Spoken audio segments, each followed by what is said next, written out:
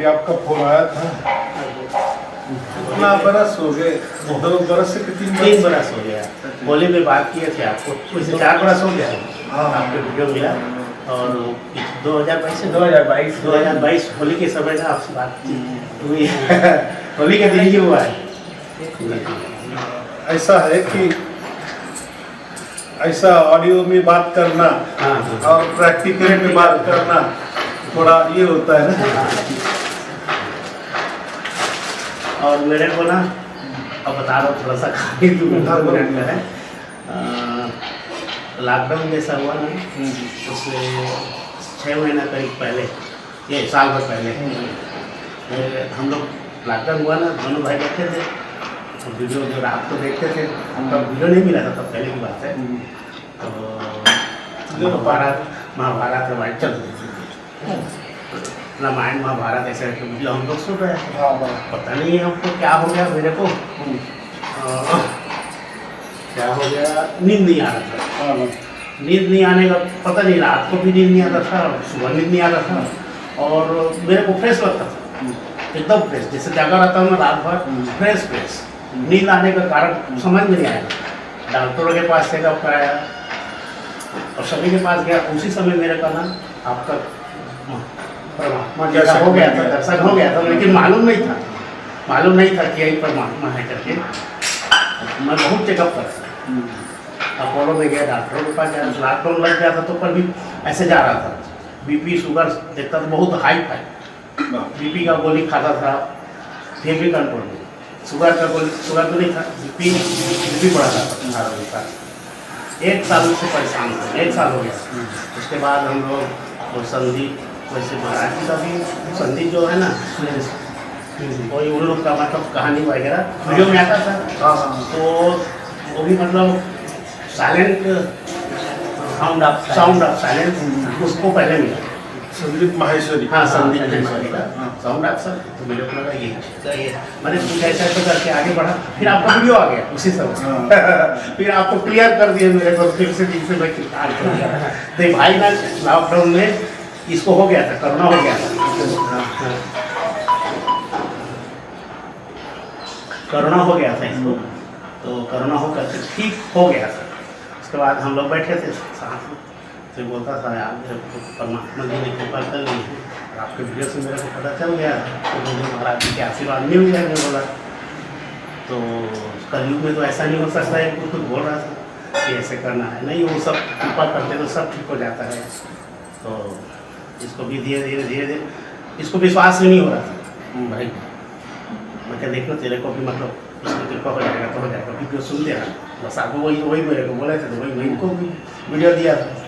और शाम को आता है भाई भैया बोल वहाँ से आवाज़ आ रहा है ऐसे टाइप की, मतलब तेरे को भी आशीर्वाद मिल रहा है, चिंता मत कर, वीडियो तो सुनते रहा बस।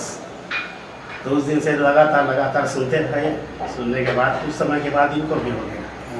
अभी हम लोग कहना चाहिए ये लोग मतलब घर में मैं चर्चा उन्हीं का होता है, मेरा घर में ना बस इन्हीं का ही चर्चा करता हूँ, कुछ दूसरा सब। ये बात ऐसी है, आपने जो कहा ना कि साउंड ऑफ साइलेंस जो माहेश्वरी को है ऐसा, तो लोग कंफ्यूज हो जाते हैं। उन्होंने जो बात बताई वही बात है क्या, लेकिन वो अलग है।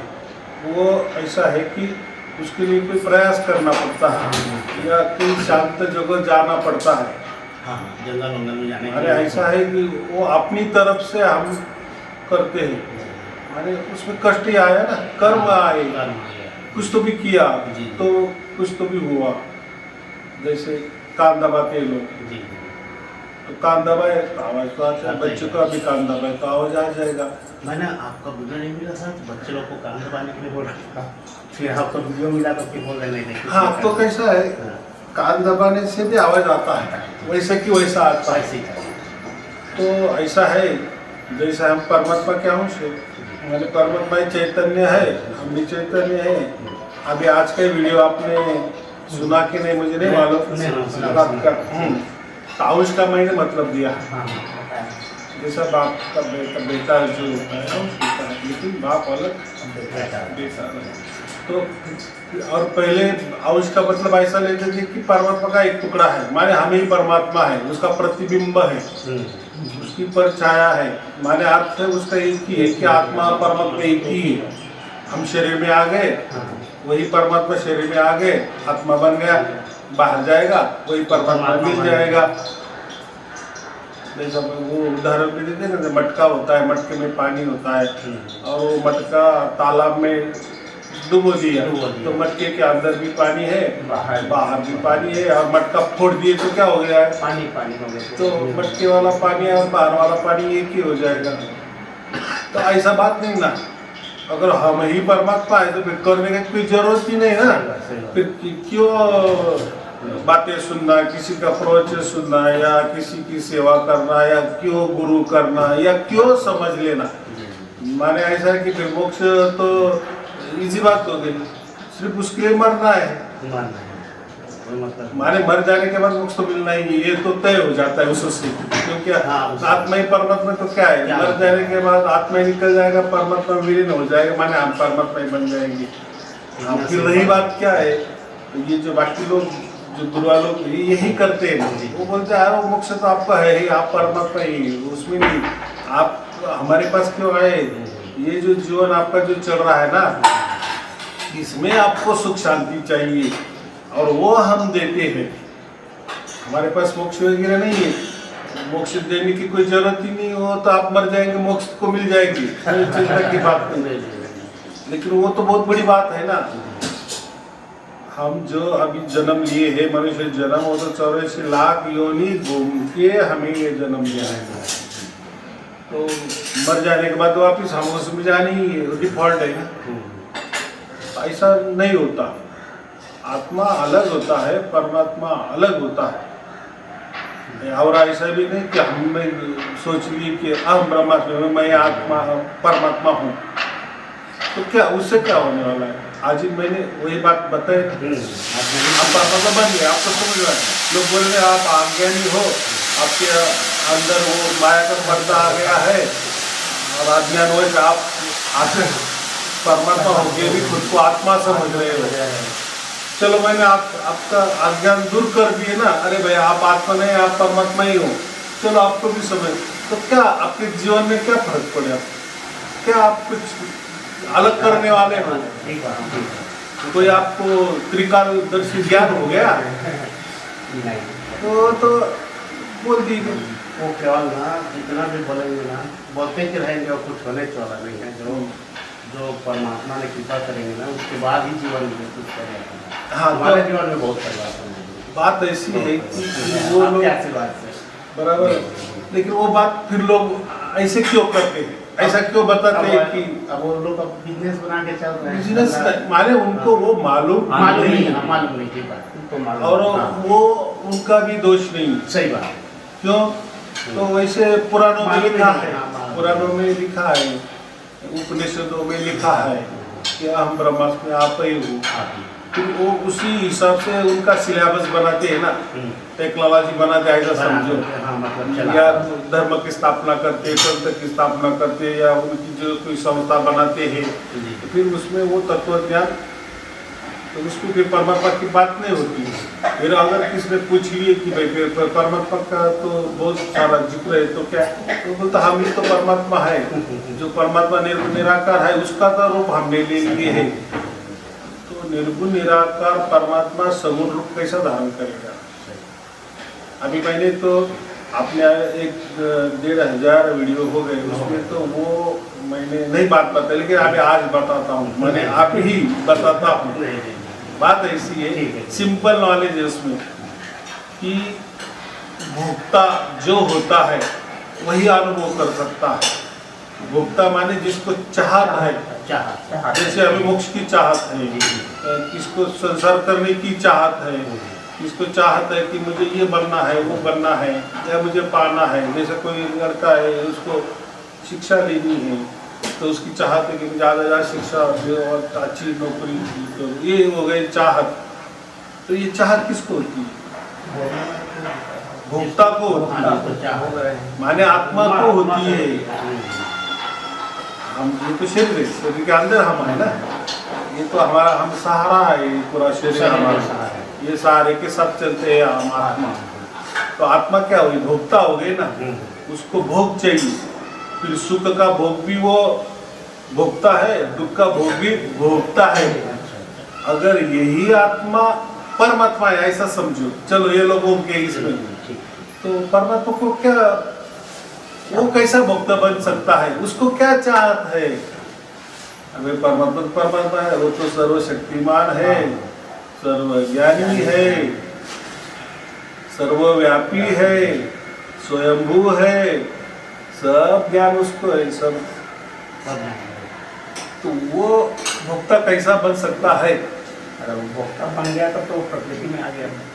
अब प्रकृति बन गया तो नाशवान हो। आत्मा को ठीक है, आत्मा भोक्ता है, जैसे आप हम सुख दुख भोगते हैं तो हम भोक्ता है ना, लेकिन हमारी आत्मा को अगर हमने परमात्मा कर दिए तो फिर आत्मा में और परमात्मा में कोई फर्क ही नहीं हो गया ना।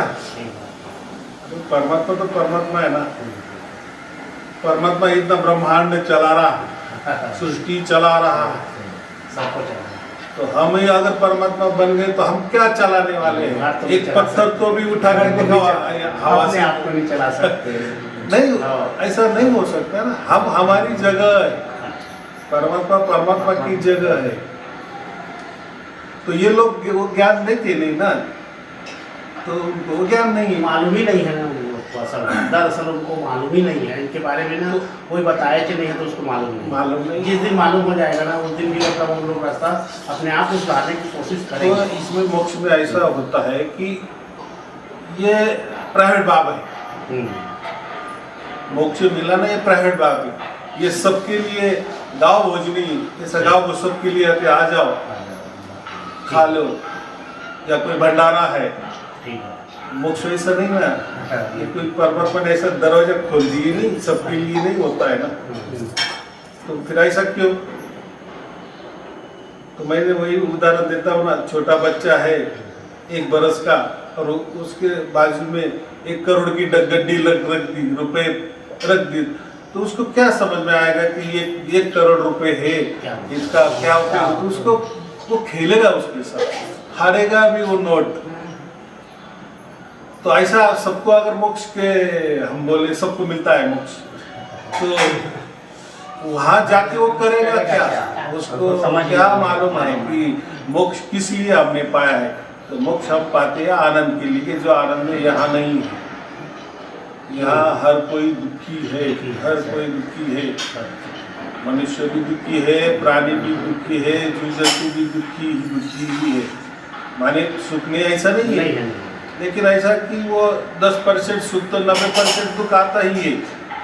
हमारे पास चाहे करोड़ों करोड़ों रुपए भी, ऐसा नहीं होता कि कोई करोड़ों आदमी बहुत अडानी अंबानी है, उसके पास बहुत पैसा हो, बहुत सुखी आदमी, गलत, उसको उल्टा वो भी ज़्यादा दुखी रहता है, ज़्यादा पैसे वाला ज़्यादा दुखी।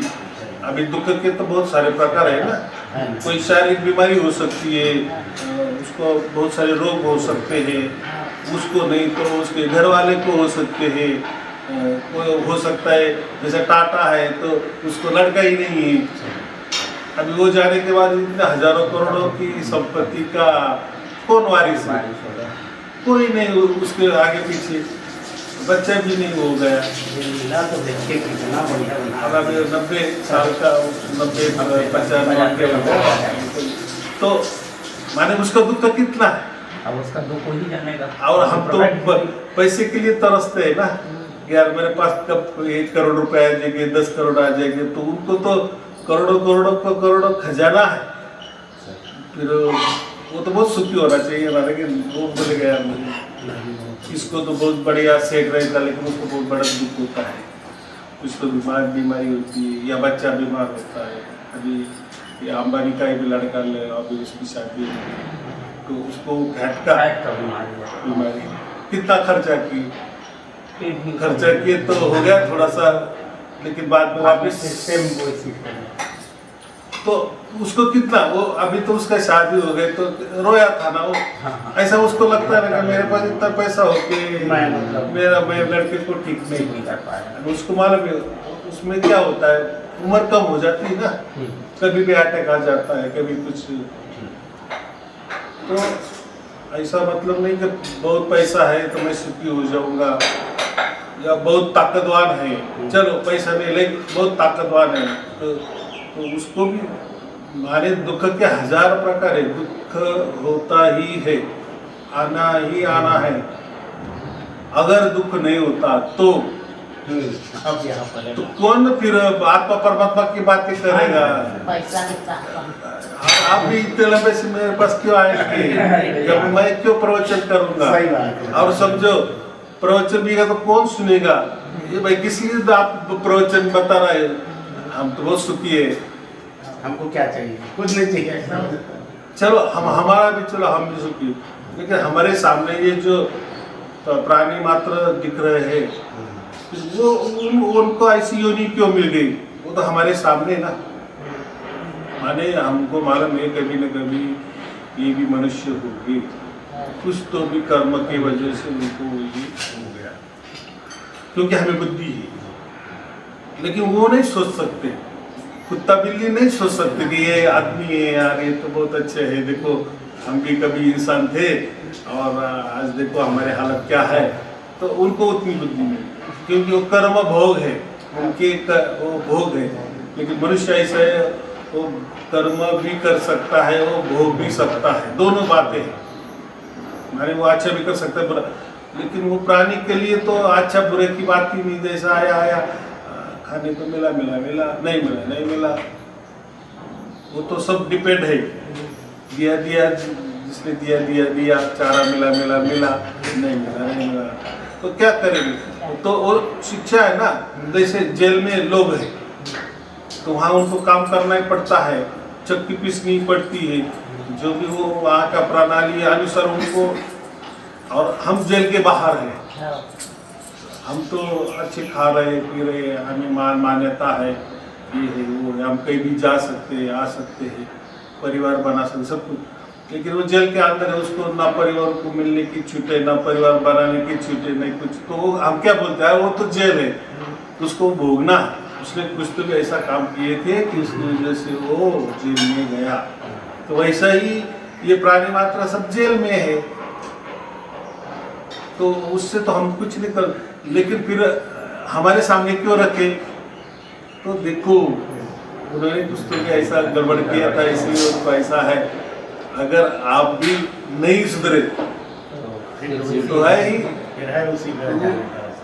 प्राणी जन्म लेने के लिए तो कुछ करना नहीं पड़ता ना, पाप पुण्य का उसमें तो कोई विचार ही नहीं है। उसको हम क्या बोले, डिफॉल्ट निसर्गदत्त, वो तो होता ही नहीं, उनके लिए कुछ नहीं है। अभी जैसे कोई किसी आदमी को कोई जरूरत नहीं, आत्मा क्या होता है, परमात्मा क्या होता है, जीव जंतु क्या होता है, किसी को नहीं, क्या किसी को नहीं मालूम है, और उसको मालूम होना भी नहीं चाहते उन लोग। क्या जरूरत है? जरूरत ही नहीं। फिर मैं इतना उनका क्या होने वाला है? कोई बात नहीं करते, उनका वही होने वाला है ना कि जैसा डिफॉल्ट उन्होंने जन्म लिए, वापिस कुछ तो भी जन्म मिल जाएगा। हम लोग भी ऐसे चले जाते, हम लोग भी ऐसे चले जाते। आपका मतलब जो दर्शन नहीं होता, भेद नहीं बताते ना, तो हम लोग भी ऐसे चले जाते। मालूम तो हो गया था, लेकिन हम एकदम परेशान थे। मैं बहुत परेशान था, मेरा ना काम इतना बजता था, मैं बहुत पकड़ने पे लगता था बजने के कारण। मैं अपोलो में जाता हूँ, देखता हूँ कहाँ से आवाज़ आ रही है, समझ में आया। जिस दिन आप बताए ये भाई को बताया था उसको, ये बोला शरणागत हो जाओ, और अपोलो बोल रहे थे शरणागत। तो जिस दिन से मैं शरणागत हुआ, उस दिन से मेरा इतना शांति मेरे को इतना बढ़िया चल रहा है कि कितना बढ़िया हर हमेशा मतलब उन्हीं के। अभी देखो इस पे एक ही फर्क है, सब बात एकदम। अभी जो भी हमारे साथ घट रहा है वो उसके द्वारा घट रहा है, उसके लिए हमने कुछ नहीं की। जैसे वो साइलेंस के लिए, साउंड ऑफ साइलेंस के लिए आपको कुछ तो भी करना पड़ता है। कान दबाए, आवाज़ सुन लिए, उसके लिए आपने कान दबाए, माने आपकी ओर से हो गया। और अगर आपकी ओर से हो गया, कान आपने दबाया, आवाज़ भी आ गया। या साउंड ऑफ साइलेंस के लिए आप कोई अच्छी जगह गए, शांति जगह गए, गुफा में गए, वहाँ भी ऐसा ही आवाज़ आ गया, तो परमात्मा हो सकता है क्या? नहीं, क्योंकि आपने उसकी निर्मित प्रयास किया, हमने प्रयास किया, माने मेहनत किया, आपने निर्माण किया ना उसका। तो हमारे से जो भी प्रयत्न से जो भी होता है, जो भी मिलता है तो वो परमात्मा कैसा हो सकता है? वो हमारी निर्मित हो गई, माने हमने परमात्मा को जन्म दिया, निर्माण किया, माने किया मतलब हाँ जन्म देने वाला बन गए। ऐसा तो वही चीज परमात्मा अगर सर्वसामर्थ्यशाली है, शक्तिशाली है, सर्वव्यापी है, सर्वगुण संपन्न, सर्वगुण से हमारे पास तो हम अल्पज्ञानी हैं। अल्पज्ञानी माने हमारी ये औकात नहीं, जो भी जितना बन सका उतना कर सकते हैं, बाकी नहीं कर सकते। जैसे मैंने उदाहरण दिया भाषा, तो हम ज़्यादा से ज़्यादा एक भाषा, दो भाषा, चार भाषा, ज़्यादा से ज़्यादा। यहाँ बहुत हो गया हो, पूरी दुनिया में तो 4-5 हज़ार भाषाएं होंगी, जितना उतने भाषा हमको उतनी क्यों नहीं आती? तो हम सर्वज्ञानी नहीं ना। दिन भर भाषा करते हैं। लेकिन परमात्मा ने इतनी भाषा बनाई है, तो फिर वो तो हमसे ज्ञानी है कि नहीं? लेकिन मेरे माता पिता की बहुत बहुत धन्यवाद है। मुझे कैसे जिस दिन मैं पैदा हुआ उसी दिन इन लोग खाने पीने छोड़ दिए, उसी दिन से पता नहीं क्या करा था। संजय तब जिस दिन मैं पैदा हुआ हूँ उस दिन से पैदा नहीं है, 15 दिन से मैं तब से छोड़े नहीं खान, सभी दोनों कहे नहीं खान ऐसे सभी जन 4-5 मिनट लगे हैं, दूसरे देवा नहीं कर पापी से कहीं नवरी से तब नहीं खा लिया, इसको नहीं खानी और दोनों लेकर तब उन्हें पकड़ के मंगाए बाहर में खाओ, आज खा दो कहें नहीं खाए तो काबर में इच्छा करता है मत खा दो सच्ची साथ मोर आदमी देश स्वामी मैंने सदगुरु बनाए थे, मैं भी बनाया हूँ करने के लिए। वो तो देखो, वो तो कबीर साहब ने बताया कि 25 गुरु बन। अभी ऐसा क्यों बात बोले? हम तो एक गुरु के पास गए तो वो तो गुरु बोलता है किसी को तो मैं जो बताता हूँ बताना नहीं, और किसी के पास तो जाना नहीं, और किसी का सुनना भी नहीं। अगर ऐसे किए तो आपका नाम खंड हो जाएगा, आप बहुत पापी हो जाएंगे। और यहाँ कबीर साहब क्या बोले कि 25 बना दो, तो आपको यही समझ में आएगा जितने भी आप गुरु बनाएंगे तो वो कुछ न कुछ मंत्र देगा, कुछ न कुछ साधना देगा, और अपनी ओर से परमात्मा को प्राप्त करने की बात करेगा। और यहाँ जहाँ भी ये बात होगी तो ऐसा बोलो मुझे दुनिया में कितने भी आप 100 भी गुरु करो, वो कुछ न कुछ आपको देगा।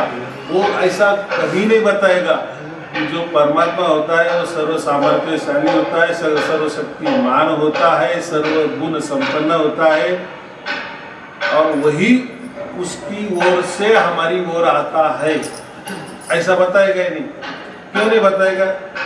तो उसको मालूम है कि आपने गुरु ने बताया कि हम ही परमात्मा है, तो बस हमको याद आना है कि हम परमात्मा, बस इतनी याद हो गई, हम मोक्ष को प्राप्त हो गए। तो ये क्या बात हो गई?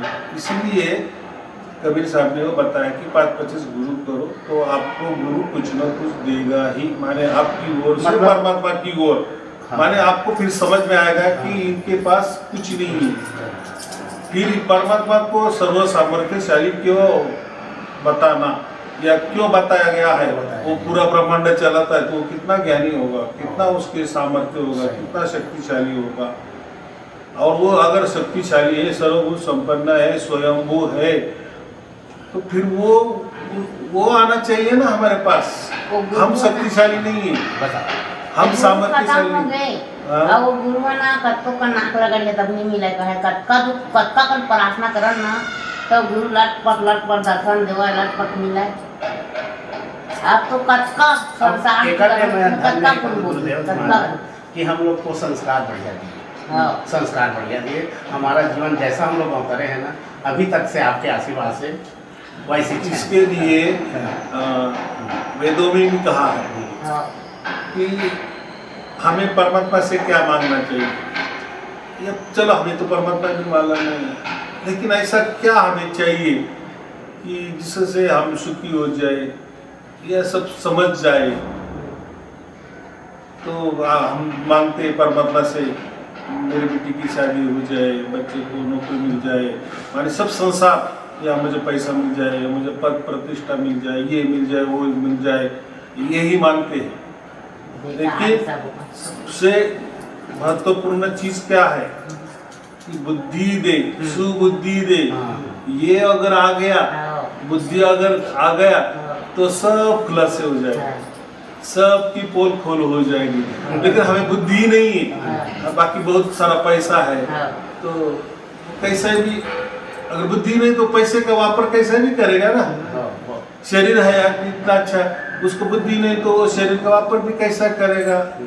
कोई भी खाएगा पिएगा कुछ भी करेगा और इसमें करेगा, माने अब बुद्धि नहीं तो वो लोगों को भी मार डालेगा। बुद्धि नहीं पूरा खेलना बुद्धि का है।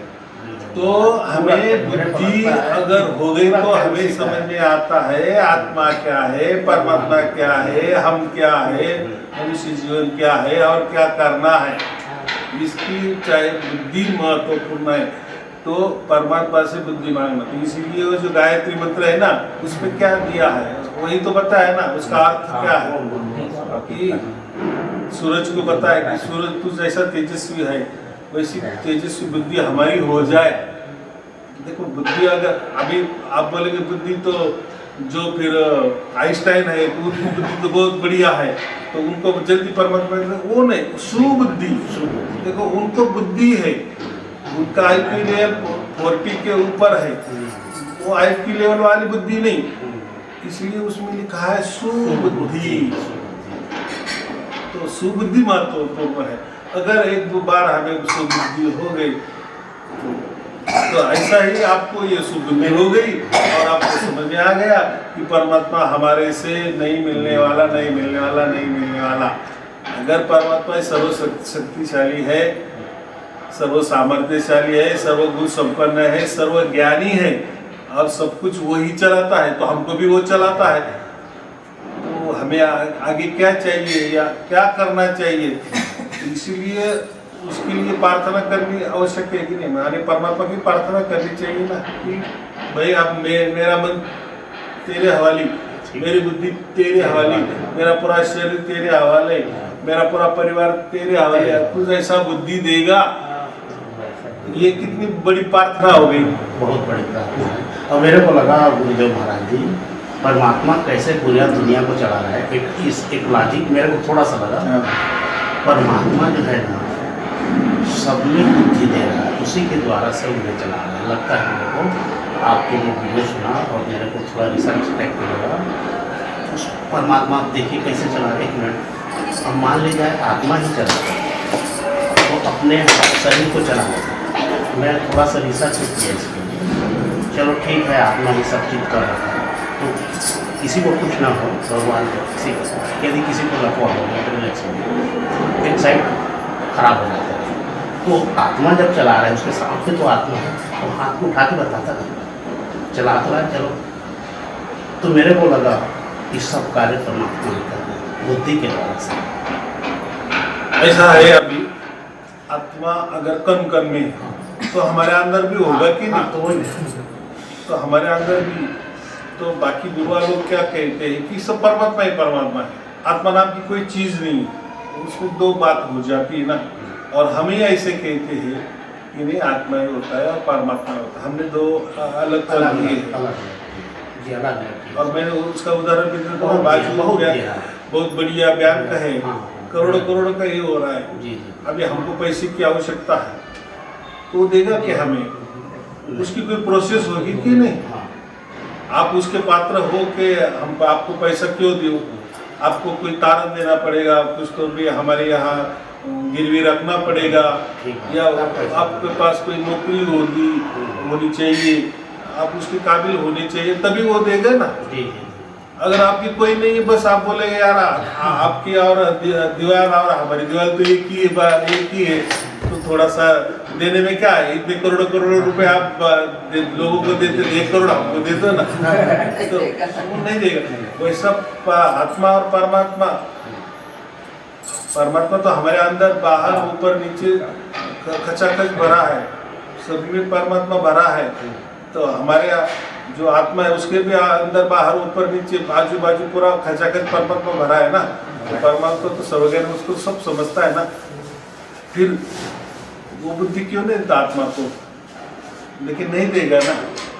वो उसके कर्म माने उसके कर्म के अनुसार उसकी जैसी बुद्धि चल रही है तो वो वैसा उसको करने को बोलेगा, क्योंकि वो भी स्वतंत्र है ना, भाई तूने किए तो तू ये कर, बराबर। लेकिन तू जब मेरे शरण में आ जाएगा, मेरी शरण में आ जाएगा माने तू ऐसा समझेगा कि कोई परमात्मा भी होता है, मेरा बाप भी होता है, तब समझेगा, तब फिर मैं तुझे वो बुद्धि दूंगा जो बुद्धि मेरे को मतलब तेरे को चाहिए, जो बुद्धि स्थिति में तेरे को चाहिए वो बुद्धि मैं दूंगा, फिर मैं दूंगा ना।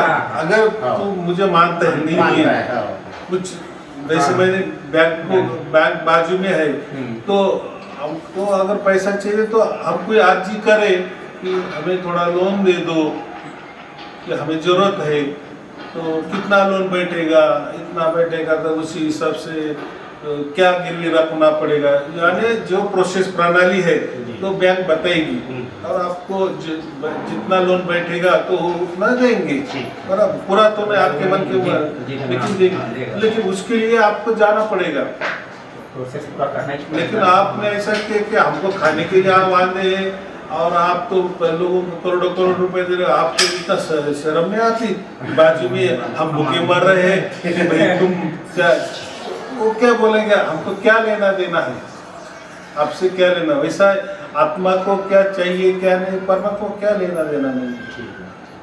हाँ, लेकिन जब पूछताछ करेंगे, जैसे बैंक में जाएंगे पूछताछ करेंगे कि ऐसा ऐसा हमारा प्रॉब्लम है, फिर वो कुछ मदद करे, वैसा परमात्मा है। तब तक वो उसको मालूम नहीं, ऐसा सब मालूम है, लेकिन बाजू वाले को तो उतना विश्वास भी चाहिए नहीं कि परमात्मा कर सकता है। जिस दिन जैसे शरण में हम आगे परमात्मा। मनुष्य किसको बोलते हैं? मनुष्य माने अहंकार, बस मैं और मैं और मैं माने मेरे अलावा कोई नहीं है, या कोई नहीं होता, इसलिए तो मनुष्य बने। लेकिन जब मनुष्य ये समझता है मेरे अलावा परमात्मा भी एक कोई तो होता है, देखो हम भी चैतन्य, वो भी चैतन्य, लेकिन उसकी चैतन्य तो सर्वव्यापक है, खुली है, सब जगह है। अभी ये ट्यूबलाइट लग गई, उसका प्रकाश ये पूरे कमरे में है ना, माने ये ट्यूबलाइट का प्रकाश पूरे रूम में व्याप्त है। वैसा परमात्मा जहाँ भी होगा या नहीं भी होगा, या उसकी जो प्राणी, तो वो पूरे ब्रह्मांड को व्याप्त किया है, इसलिए वो सर्वव्यापक है। हम अपने शरीर में व्यापक। तो ये प्रकाश यहाँ भी है, यहाँ भी है, सब जगह देखो ट्यूबलाइट तो वहाँ है, लेकिन प्रकाश पूरा रूम में है। तो वो तो कितनी छोटी ट्यूबलाइट, लेकिन प्रकाश कितना बड़ा है। तो ऐसा ही परमात्मा हमारे जैसा ही चैतन्य है, लेकिन उसकी ताकत बहुत बड़ी। तो ऐसा भी होता है ना, एक हाथी होता है और एक चींटी होती है, चींटी भी इतनी छोटी होती है, लेकिन ऐसे कहते हैं कि हाथी के कानों में वो चींटी गई तो हाथी मर सकता है। ऐसा क्या सच है वो मालूम नहीं है, लेकिन कहते हैं। तो एक चींटी भी हाथी को ये कर सकती है। तो शरीर बड़ा होने से कुछ नहीं है, वैसा परमात्मा भी एक चैतन्य है और हम भी चैतन्य हैं, लेकिन उसकी चैतन्यता पूरे ब्रह्मांड चलाती है, पूरे ब्रह्मांड उसको व्याप्त किया है। हमारे चेतन तो ब्रह्मांड ने व्याप्त किया है, हम तो बाजू की दीवार में क्या चल रहा है वो भी हमें मालूम नहीं है, लेकिन परमात्मा तो सब मालूम है, सबकी खबर है, पूरा सबकी माने सब, तो सब में कन में है, तो उसको सर्वव्यापक बोल। अभी बात ऐसी है कि मैंने बहुत सारे वीडियो में ऐसा नहीं बताया है कि लोग बोलते हैं कि चैतन्यता क्या होती है। हम बोलते हैं चैतन्यता है, हम आत्मा है, लेकिन वो आत्मा या चैतन्य किसको कहते हैं? तो ये जो चैतन्यता हमारे अंदर होती है ना, उसको हम आत्मा कहते हैं ना, वो एक प्रकार का ज्ञान होता है, ज्ञान को ही चैतन्यता कहते हैं। तो हर पेड़ पौधा में चैतन्यता होती है, माने ज्ञान होता है। तो अभी पेड़ पौधों को कैसा ज्ञान होता है? तो वो खींचता है कि नहीं, पानी खींचता है, उसमें से जो भी खाद लगती है वो खींचता है, बड़ा होता है। हवा पानी वो भी जैसे हम श्वासोच्छ्वास लेते हैं तो वो भी लेता है। तो इसमें हम समझना कि चैतन्यता होती है या आत्मा होती है। तो जो भी ये प्रक्रिया में आता है या मनुष्य जो कुछ करता है, जैसे हम आदमी करते कोई प्रयत्न करते हैं और कुछ तो भी जीने के लिए कुछ तो भी कर्म करते हैं, तो वैसे जो भी जीव जंतु करते हैं, जैसे प्राणी भी अपना जीव की खुद की रक्षा करते हैं कि खुद की आत्मा की रक्षा करते हैं कि मैंने खुद की, चलो वो उनको आत्मा की पने मालूम, लेकिन शरीर को तो कम से कम वो आत्मा मानते हैं ना, तो खुद को बचाने की कोशिश करते हैं कि नहीं, खाते हैं तो उनको उतना ज्ञान है ना क्या खाना है क्या नहीं, तो आ गए ना ज्ञान। एक गाय को ये मालूम है कि चारा ही खाना है, तो बराबर वो चारा ही खाती है, अन्य कोई खाते ही क्या नहीं खाते, तो हम क्या बोलते उसको ज्ञान है। तो इसका मतलब क्या है कि उसको भी उसके अंदर भी आत्मा है, मैंने चैतन्यता है। तो चैतन्य का मतलब क्या होता है? ज्ञान। तो ऐसा परमात्मा भी चैतन्य है, लेकिन परमात्मा की चैतन्यता सर्वव्यापी है, सर्व, इसलिए हमको सर्व ज्ञान है उसको, लेकिन हम भी चैतन्य है, लेकिन हम अल्प ज्ञानी है, हमें इतना ज्ञान नहीं है, परमात्मा जैसा ज्ञान नहीं है, तो हम कोई परमात्मा नहीं बन सकते। एक मिनट, जैसे हमारे शरीर में मन है और आत्मा है, अलग अलग है ना। अब हम लोग जैसे बचपन में छोटे रहते हैं, धीरे धीरे धीरे धीरे बढ़ते हैं। मेरा थोड़ा सा जिज्ञासा था, वैसे तो नहीं है करना चाहिए, आपके आशीर्वाद से सब हो गया है, लेकिन थोड़ा सा मन में था कि जैसे आत्मा बढ़ता है कि आत्मा तो जैसा भी है परमात्मा का बच्चा है, वो आत्मा है, चैतन्य है, और मन जो है वो मतलब हमारे शरीर को चला रहा है आत्मा के द्वारा से।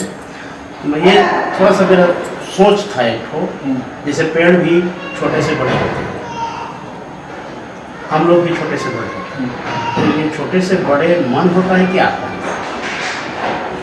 ऐसा है कि शरीर और मन की, हाँ, शरीर ठोस है, हाँ, मन ये सॉफ्टवेयर है। अभी मन और आत्मा में भी ज़्यादा फर्क नहीं होता। मन क्या होता है, जैसा शरीर है तब मन है, शरीर मर जाता है मन मर जाता है, लेकिन आत्मा को वैसा होता नहीं। लेकिन हम जो गुण देखेंगे ना, तो थोड़े आत्मा के और मन के गुण सब समान लगते हैं, लेकिन मन कार्य कब करता है? जब उसको शरीर मिलता है तब कार्य करता है, लेकिन आत्मा का वैसा नहीं है, क्योंकि आत्मा जब ट्रांसफर हो जाती तो वो तत्क्षण उसका जो शरीर बदलता है, हमारे सूक्ष्म देह में जाता है, तभी वो दूसरे देह में प्रवेश करता है।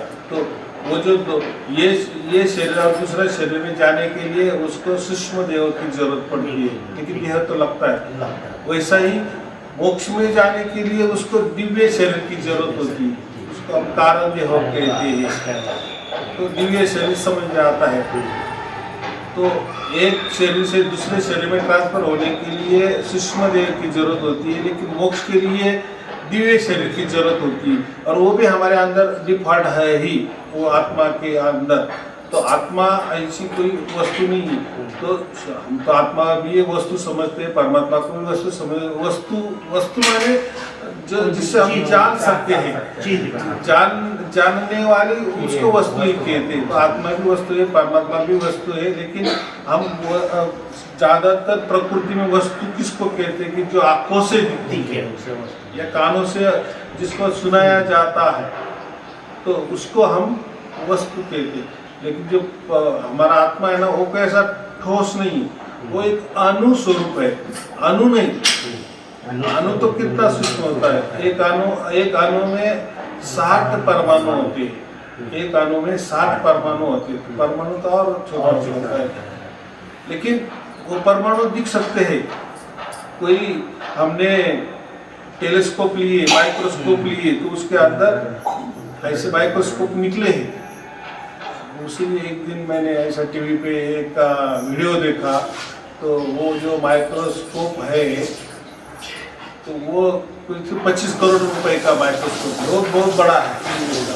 तो उसमें अणु कैसा होता है वो दिखाया था, तो उसको हम देख सकते हैं, लेकिन ये जो आत्मा है ना, उसको नहीं देख सकते। आत्मा को तो फिर ये अणु देखने के लिए इतना 25 करोड़ का मशीन लगता है, और कितना बढ़िया, तो कितना दूरबीन होगा कि कितना उसमें क्या होगा, कांच लगी होगी, है ना कुछ तो भी अभी विज्ञान है, वो तो साइंस है।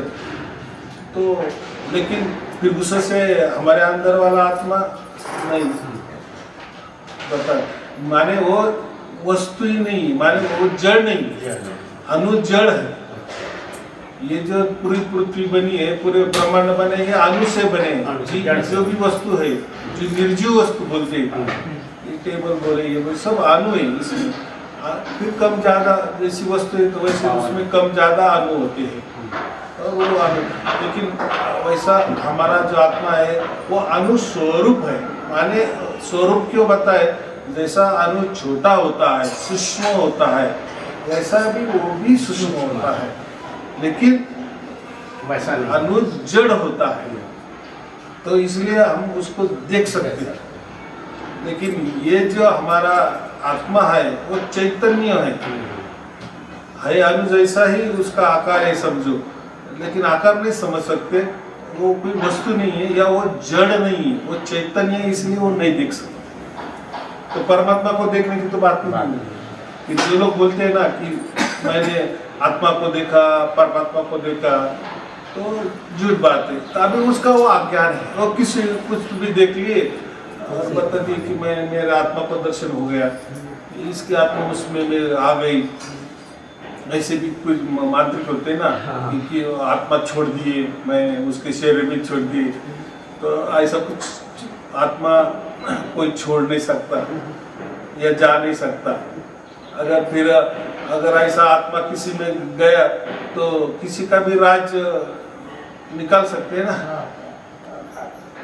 तो अभी आपके घर में करोड़ों रुपए, अब्जों रुपए रखे हैं, अगर मुझे वो शक्ति है तो मैं किसी आत्मा को बोलेंगे उसके अंदर जाओ और राज पता करो कहाँ रखे है उन्होंने, तो गड़बड़ हो जाएगा। तो या वो अगर ऐसे आत्मा से कुछ करते, या मेरे पास ऐसे आत्मा है कि मैं कुछ भी कर सकता हूँ, उसके आत्मा उतार सकता हूँ, उसका बुरा कर सकता हूँ, उसको मार सकता हूँ, तो युद्ध करने की भी बहुत जरूरत नहीं है। वो जो कर रहा है, यूक्रेन वाला कर रहा है, रशिया ने बोल दिए तो वो बोले किसी मंत्री को, तुम्हारा आत्मा वो यूक्रेन का जो कोई है प्रेसिडेंट है उसके अंदर उतरा, मार डालो, झंझट ही खत्म। आप भी बोलेंगे कि यार वो पाकिस्तान वाले हर रोज तंग कर रहे हैं तो मार डालो, आत्मा को बोल देंगे, आत्मा की फिर फौज तैयार करेंगे। खर्चे करने की जरूरत है, युद्ध करने की जरूरत नहीं। तो ये जो बातें होती है ये बकवास बातें है। इसको बकवास क्यों, उसमें कोई जान नहीं है, टाइम पास है। और वैसे वो पैसा ऐड लेते हैं, आपका उसने बुरा किए ना, हम मंत्र तंत्र बराबर करते हैं तो बराबर उसका हो जाएगा। अभी ऐसा है कि मंत्र तंत्र की जो बात होती है, लोग बोलते नहीं नहीं वो हमारे साथ हो रहा है, ऐसा बाजू वाले ने किया है, आप नहीं बोलेंगे लेकिन हमको हो रहा है। अगर मैंने आपको बता दिए कि आपका बाजू वाला जो नया आदमी आया है ना, जो भाड़ों पे आया है या उसने मकान खरीद लिया है, अब मैंने आपको बता दिए कि वो बहुत बड़ा मांत्रिक है ना, वो बताएगा नहीं है, तुम थोड़ा बच के रहो। बस आपको एक बार मालूम हो गया ना कि वो मांत्रिक है। अभी मैंने तो ऐसा ही बक दिए, तो आपके साथ जैसे जैसा घटना घटेगा ना, तो आप बोलेंगे यार वो जैसा रहने को आया वैसी हमारी परिस्थिति खराब होती गई। तो क्या इसके पहले आपकी परिस्थिति खराब नहीं होती थी?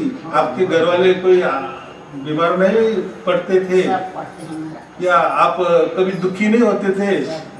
वो बाजू वाला आया और उसने कर दी, तो ये क्या हो गया? आपके मन में लेनी। हो सकता है कि कभी कभी आप रास्ते पे चल जाएंगे, वो आदमी की या वो औरत की नजर आपके ऊपर जाएगी, तो आपने वो तय कर लिया ना कि ये बहुत बड़ा मांत्रिक है, या ये जो श्री है बहुत बड़ी कारीगिरी वाली है, मांत्रिक तांत्रिक है।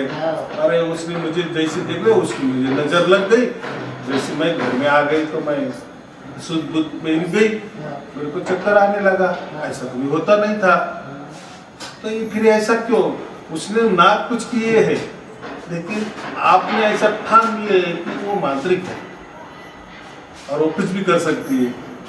भूत पिशाच हमारे मेरे में छोड़ सकती है, मुझे बाधा पहुंचा सकती है, मुझे दुख दे सकती है, पीड़ा दे सकती है, क्योंकि उसमें ताकत है। ये आपने मान लिया है और ऐसे मान लिए और आप दुखी हो गए। इसीलिए तो मैं मेरे साथियों को मैं क्या बोलता हूँ, इसीलिए मेरे साथी जो बोलते हैं, मैं अभी स्वच्छता अभियान में हम लोग 40-50 लोग अभी काम कर रहे हैं, जिसका आप देखे होंगे। मैं उनको बोलता हूँ कोई पाप पुण्य नहीं है इस संसार में, कोई पाप नहीं है, कोई पुण्य नहीं, कुछ भी करो तुम लोग मानो बस मत कि मैं पाप कर रहा हूँ, तो पाप नहीं हो। आपके आशीर्वाद से ही बोलता हूँ तो पाप नहीं हो, क्योंकि हम लोग अंधेरे में आए हैं, हमको कुछ मालूम नहीं है यहाँ आने में क्या है पाप है क्या पुण्य। लोग बताते गए कि ये पाप है तो हम समझ गए कि पाप है। तुम लोग को बोलता भी हो कि आप कोई पाप ही नहीं हो, सब पुण्य आत्मा हो, तभी तुम मनुष्य जन्म पाए। जितना पाप था हमारे 84 में ख़त्म हो गया। मनुष्य जब से हम लोग बने हैं ना पवित्र हैं और बिल्कुल पाक हैं। तुम लोग को बोलता हूँ तुम लोग कोई पाप ही नहीं हो, बस मानो बस मत जो कर रहे हो। हाँ सब परमात्मा कर रहे हैं ऐसा कहो ना, तो जितना पाप किया रहा वो भूल जाएगा। तो ना एक दो साथी मेरे लोग हैं, वो लोग वास्तविक में उस बात को लेकर के आगे बढ़ रहे हैं और ना बढ़िया बोलते हैं। ऐसा कि मैं नहीं बोलता हूँ, मैं बोलता हूँ मेरे गुरुदेव भी है, परमात्मा है, वही जानते हैं, सब वही बोलता है। मैं कुछ नहीं करता हूँ, बोलता मैं जिस दिन से शरण में हो गया हूँ हर एक कार्य वही करो परमात्मा, बस आपके आशीर्वाद से है और इन सभी लोग को आशीर्वाद बढ़िया से दीजिए। तो अभी आपको समझ में आ गया कि ऐसा कोई भूत प्रेत नहीं होता है, कोई किसी के अंदर आत्मा उतार नहीं जाता। तो वो खुद अगर उसके मन में अगर वो मन में ही कर रही है कि मुझे किसी ने कर दिए है, तो अभी उसका क्या इलाज है? जैसे एक कथा है कि कोई बच्चा वृक्ष पे जाता है या उसके जो फांदी रहती ना, क्या होता है, टहनी रहती है, तो उसको हिला रहा था। तो जो उसमें जो क्या बोलते हैं, तो वो बच्चे ने वो टहनी के ऊपर छिपकली देख ली, तो देख ली और वो टहनी हिलाई तो वो छिपकली जैसे आ गई उसके सिर पे। अभी वो छिपकली हो तो भाग गई ना कहीं तभी, लेकिन इसके मन में ऐसा आ गया कि मेरे वो पेट में चली गई। उस टाइम उसको खांसी आई होगी, कुछ तो भी हुआ होगा, लेकिन उसने फिर वो जैसा छिपकली गिर गई तो ये हो गया ना, लेकिन उसके मन में ऐसा कर दिया कि वो छिपकली मेरे अंदर गई। तो वो तड़पने लगा, ये करने लगा। अभी वो अंदर तो नहीं जा सकती, डॉक्टर के पास भी लेके गए तो बोले ऐसा तो नहीं छिपकली जाती के अंदर। तो एक्सरे भी निकाले, सब कुछ निकाले, ऐसा तो कुछ पेट में नहीं है, लेकिन वो बोल रहा है मुझे हो रहा है। अभी वो थोड़ी झूठ बोलेगा क्या? और वो सही में बोलता था कि मुझे तकलीफ हो रही, बहुत तकलीफ हो रही, वो छिपकली मेरे अंदर ही है। अब फिर करे तो करे क्या? फिर डॉक्टर जो होशियार डॉक्टर था वो बोले कि काम करो, कैसे तो भी मरी हुई छिपकली लाओ, चुपके से लाओ। वो फिर वो बच्चे को लिटा दिए, बोले हम आगे वो छिपकली कैसे भी निकालेंगे आपके अंदर से। वही जो बाजू में लाई थी वो फिर जगाए, फिर बोले ये तकलीफ देती थी ना, अरे हाँ उस दिन उसका जो दर्द था वो भी गायब हो गया। तो ये मन बहुत जादूगर है, अगर उसे ठान लिया ना कि ऐसा होता है कोई तो भी हमें कर सकता है, तो सब परिवार भी ऐसा हो जाता है ना कि हमारा कभी ऐसा नहीं होता था, किसी को भी हमें कर दिए। ये सब मन की जादूगरी है, तो इसका कोई ये नहीं होता। इसलिए मांत्रिक का ही इलाज करता है। मांत्रिक जब बोलता है ना डरो मत, अरे हाँ मुझे मालूम है, वो बराबर वो काले औरत ने कर दिए, गोरी औरत ने कर दिए, बुच्ची औरत ने कर दिए, बुच्ची औरत ने कर दिए, मुझे मालूम है वो बहुत है, वो आपके साथ बहुत अच्छी बातें करती है, ऐसे लोग ऐसी बातें करती है, आपका सब निकाल लेता है, आपका जो अच्छा चल रहा है उसको पसंद नहीं है, वो आपके साथ जलती है, आपके परिवार के साथ जलती है, उसने किसी अच्छे मंत्री के साथ आपका किरदार को बर्बाद कर दिए है। लेकिन डरो मत, मैं हूँ ना, बस आप ऐसा ऐसा उपचार करो, इतना इतना जो भी कुछ सामग्री ले आओ, इतना इतना मुझे दक्षिणा दे दो, मैं बराबर। तो हमारे सामने वो सब कुछ करता है और बोलता है कोई चिंता की बात नहीं, बस ये नींबू आपके पास रखो, देखो क्या होता है। तो उससे क्या होता है, हमारा धाड़स बढ़ जाता है ना, विल पावर बढ़ जाती है ना। और सचमुच में वो बोलता है, अरे हाँ, वो मांत्रिक ने हमारा फिर इतना अच्छा कर दिए, आज तक हमें कुछ बात आ नहीं। इसको बोलते हैं अंधश्रद्धा। तो ये अंधश्रद्धे के वास्ते ही ये जो गुरुआ लोगों के सामने जो ज़्यादा हम भीड़ देखते हैं ना, करोड़ों करोड़ों लोगों की भीड़, तो उनको कोई परमात्मा की पड़ी नहीं, उनको कोई मोक्ष की पड़ी नहीं, वो उनके खुद के यही तकरार रहती है, इसने कर दिए, उसने कर दिए, मेरे नसीब में ही कर दिए, ऐसा कर दिया, वैसे कोई किसी का कुछ नहीं कर सकता और कोई आत्मा ऐसा नहीं कर सकता। ना किसी का अंदर हम उतार सकते हैं, ना किसी का आत्मा का ट्रांसफर कर सकते हैं। तो आत्मा ऐसा काम नहीं, लेकिन आत्मा की जानकारी ही नहीं है कि आत्मा क्या होता है। तो फिर ऐसा होता है ना, हमारे ये सब कुछ क्या बोले अशिक्षित या हमें अज्ञान के कारण, उतना शिक्षा नहीं ना, वो ऐसा पढ़ाई लिखाई भी नहीं है, पढ़ाई लिखाई भी ये थोड़ी बातें करते हैं क्या। अभी बच्चे को मैंने आज प्रवचन में बोला, बच्चे को पूछा कि गीता क्या होती है, गीता में कितना श्लोक है, तो वो क्या बताएगा, देखो कब नहीं पढ़े महाराज, क्योंकि सिखाया नहीं ना, तो बातें ऐसी सिखाया नहीं। अभी का जो ये है महाराज, वो क्या है, केवल पैसे कमाने का विद्या बता रहे हैं, बाकी उसके अलावा कोई हाँ, बस पास हो जा, कैसे भी पास हो जा, कैसे तक तेरा जीवन चले, चाहे तू चीटिंग कर, कुछ भी हो, पास का सर्टिफिकेट मिल जाएगी, लेकिन सब मायने खत्म। लेकिन उसको फिर वो जब सब मिल जाता है प्रैक्टिकल में, उसको कुछ नहीं आता। अभी जैसे बोलता है मैं इन लोग का मैंने प्रशिक्षण जाता हूँ, बीजेपी लोगों को बांटता हूँ, लोगों से बहुत बड़ा होता है, बोलता भी हूँ मनुष्य जो शरीर है ना, सोच के श्रृंखला से बना, जैसा सोचते हैं वैसे बन जाते हैं। इसलिए तुम अच्छा सोचो, बस अच्छा सोचोगे तो देखना राजी कैसा होगा, अच्छा भी होगा। तो वो हो गया, वो तो सोचने की बात हो गई। जैसा वो कहते हैं ना, आप बनो आपके भाग्य विधाता, अरे वो तो खुद ने ऐसा करना है कि मैं ऐसा हूँ, मैं वैसा हूँ, मैं बहुत अच्छा हूँ, मेरा सब कुछ का भी काम अच्छे हो जाएंगे। ये हिप्नोटिज्म जैसा होता है ना, खुद को क्या ये कर देना, हिप्नोटिज्म कर देना, सम्मोहित कर देना, सो सम्मोहन उसको बोलते हैं, या कुछ ऐसे वो आते दोहराते चलो, उससे हमारा जीवन। लेकिन वेदों में क्या कहा है इसके बारे में, तो वेदों में यही कहा है कि अगर आपको ये चीज़ चाहिए, आप अच्छा बनना चाहते हो, तो बस केवल एक मात्र करो, परमात्मा पर विश्वास रखो, और करने वाला वो है, माने बुद्धि देने वाला वो है, और करने वाला मैं हूँ, क्योंकि कर्म तो हमें कर रहे हैं ना, हमें तो दो हाथ है, दो पाँव है, सब कुछ है। लेकिन अगर हम उस हिसाब से चलेंगे, उस ताकत से चलेंगे, परमात्मा भी हमको बुद्धि दे रहा है और उसी हिसाब से हम चल रहे हैं, तो देखो फिर सबका अच्छा ही होता है। उसको ही शरणागति कहा है, शरण में जाओ। गीता में क्या कहा है, उसको सब गीता बताई अर्जुन को, तो भी वो और सवाल कर रहा है, उसका काम भी नहीं हो रहा है, क्योंकि कृष्ण और एक बताएंगे, उसमें और एक सवाल पैदा हो जाता है। जितना फिर उसने क्या कहा लास्ट में क्या कहा, भाई अभी तू ये सब छोड़, सब तू अभी बुद्धि चला मत चला, तू मैं जो भी बता रहा हूँ उसका आगे जा रहा है, मैं जो भी बता रहा हूँ तो मुझे समझ में आ गया कि, तो अभी एक काम कर, बस तू मुझे शरण में आ जा, शरण में आ जा माने का, मैं जो बोलूंगा ना बस वो करने का, अभी तू सवाल मत करके ये तो, क्योंकि तूने वैसे सवाल किए ना कि ऐसा कैसा, वो तो मेरे सामने, वो तो मेरे सगे लोग हैं, ऐसा कैसा मैं युद्ध करूँ, वो तो मेरे दादाजी है, परदादाजी है, ये तो मेरी सब रिलेशन वाले, तो बात ऐसी है कि ये स्टेज पे क्यों आए,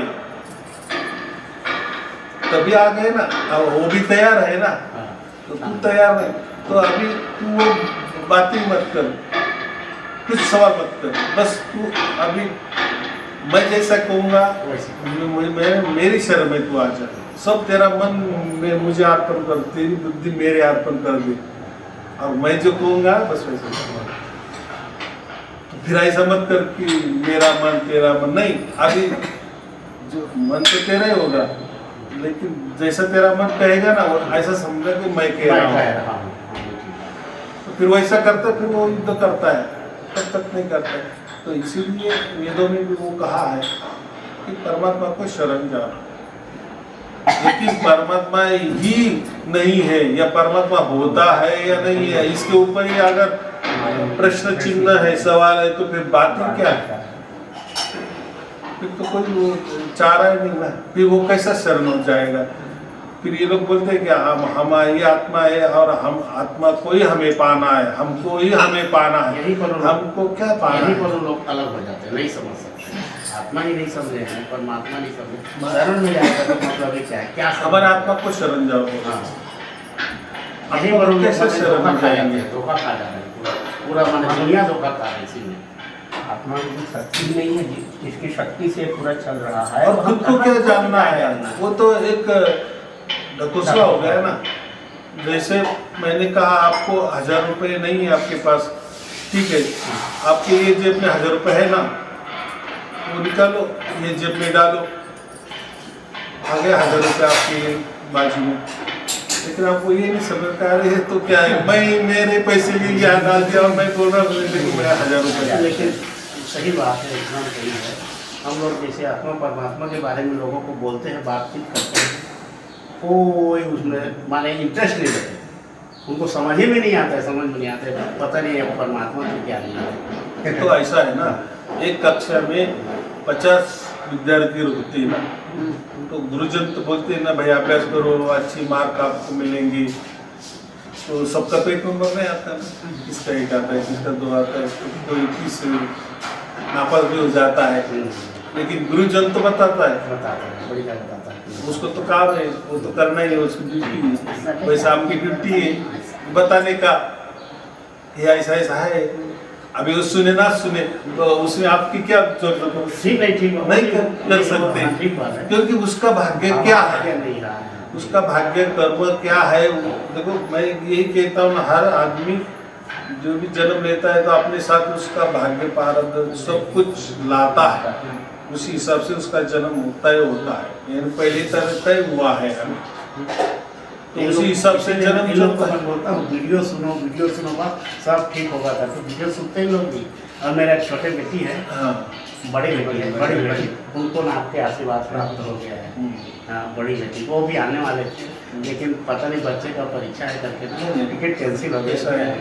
देखो ये जो उम्र होती है ना, हर उम्र में हर बात ये अच्छी लगती है, लेकिन उनको कृपा हो गई, तो वो बात ठीक है, वो समझदार है। और वीडियो सुनती है। और एक और छोटी बेटी है, वो सुनती है, उसको भी बोलता है कि बीच बीच में मेरे को भी कृपा हो गया है। मैं बोलता हूँ तुम ना हवाई जहाज में चढ़ गए हो, ट्रेन में चढ़ गए हो। अभी इससे क्या होता है, जिसको भी सार्थक प्राप्त होता है, इसका मतलब क्या होता है, हमें बच्ची है, अब उसको क्या आत्मा परमात्मा की, लेकिन उसको ये पता चलता है कि मेरे साथ कोई तो भी है, ये जो पता है ना परमात्मा होता है, वो सर्व सामर्थ्यशाली होता है, सर्वगुण संपन्न होता है, सर्वज्ञानी होता है, और वो स्वयंभू है, हमारे जैसा कोई वो जन्म मरण के चक्कर में नहीं आता है। तो वो अगर अनुभव करने लगी कि मेरे साथ परमात्मा है, तो उसका विल पावर देखो कैसा बढ़ता है।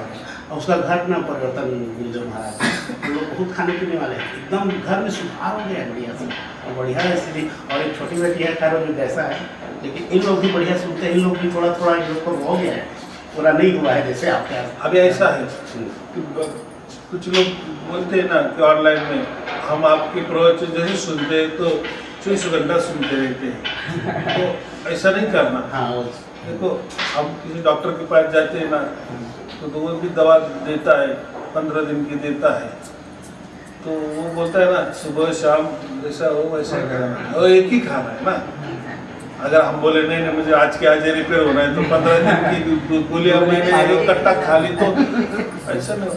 तो ये ज्ञान का विषय होता है ना, जैसे जैसे थोड़ा थोड़ा सुनेंगे, ज्यादा एक या ज्यादा सुनते हैं लोग बढ़िया एक, लेकिन जिसको प्राप्त होगा फिर वो ये जो है ये है। और बाद में फिर क्या करना है, फिर मैं दूसरा भी वीडियो देता हूँ, तो फिर उससे क्या होता है, थोड़ा हमारा ध्यान भी हट जाता है और फिर ज्ञान की इसमें आ जाता है। हमें हमें परम ज्ञान तो प्राप्त होगा ही अभी, और वो तो कोई हमारे हाथ में नहीं, वो तो उसकी ओर से आता है, वो आए नहीं आए वो तो गुरु प्रसाद है, वो भी हमारे कुछ हमारे 24 घंटे आनी चाहिए। तो हम कोई परमात्मा के बाप तो नहीं है, बराबर, परमात्मा तो उसकी हिसाब से देता है। अभी लोग बोलते दूसरों को 24 घंटे में भेजिए, अब वो ऐसा समझो कि परमात्मा को ज्ञान है कि इसको सब समझ में आ गया है, परमात्मा समझ में आए तो क्या है 24 घंटे होना चाहिए, ऐसा थोड़ी है क्या। आपके जो प्रवचन सुने महाराज जी, 24 घंटे वाला बात कितने लोगों ने बोला, मेरे को यही समझ आया 24 घंटे समझ, हमको परमात्मा 24 घंटा ध्यान रख रहा है, हमको चीज़ समझ आ गया है, उस पर हमें पूर्ण विश्वास हो गया। वो चाहे सुनाई दे ना दे, वो इसकी इच्छा है, वो सर्वज्ञानी है, वो तो हमको हमारे बारे में पता है ना। तो हमारे जैसे हम सांस भी लेते रहते हैं, क्या 24 घंटा हम याद करते, सोते हैं तो भी तो हम याद नहीं करते, हमारे विचार इधर उधर जाते रहते हैं, तो याद अचानक से कभी याद आ जाता है।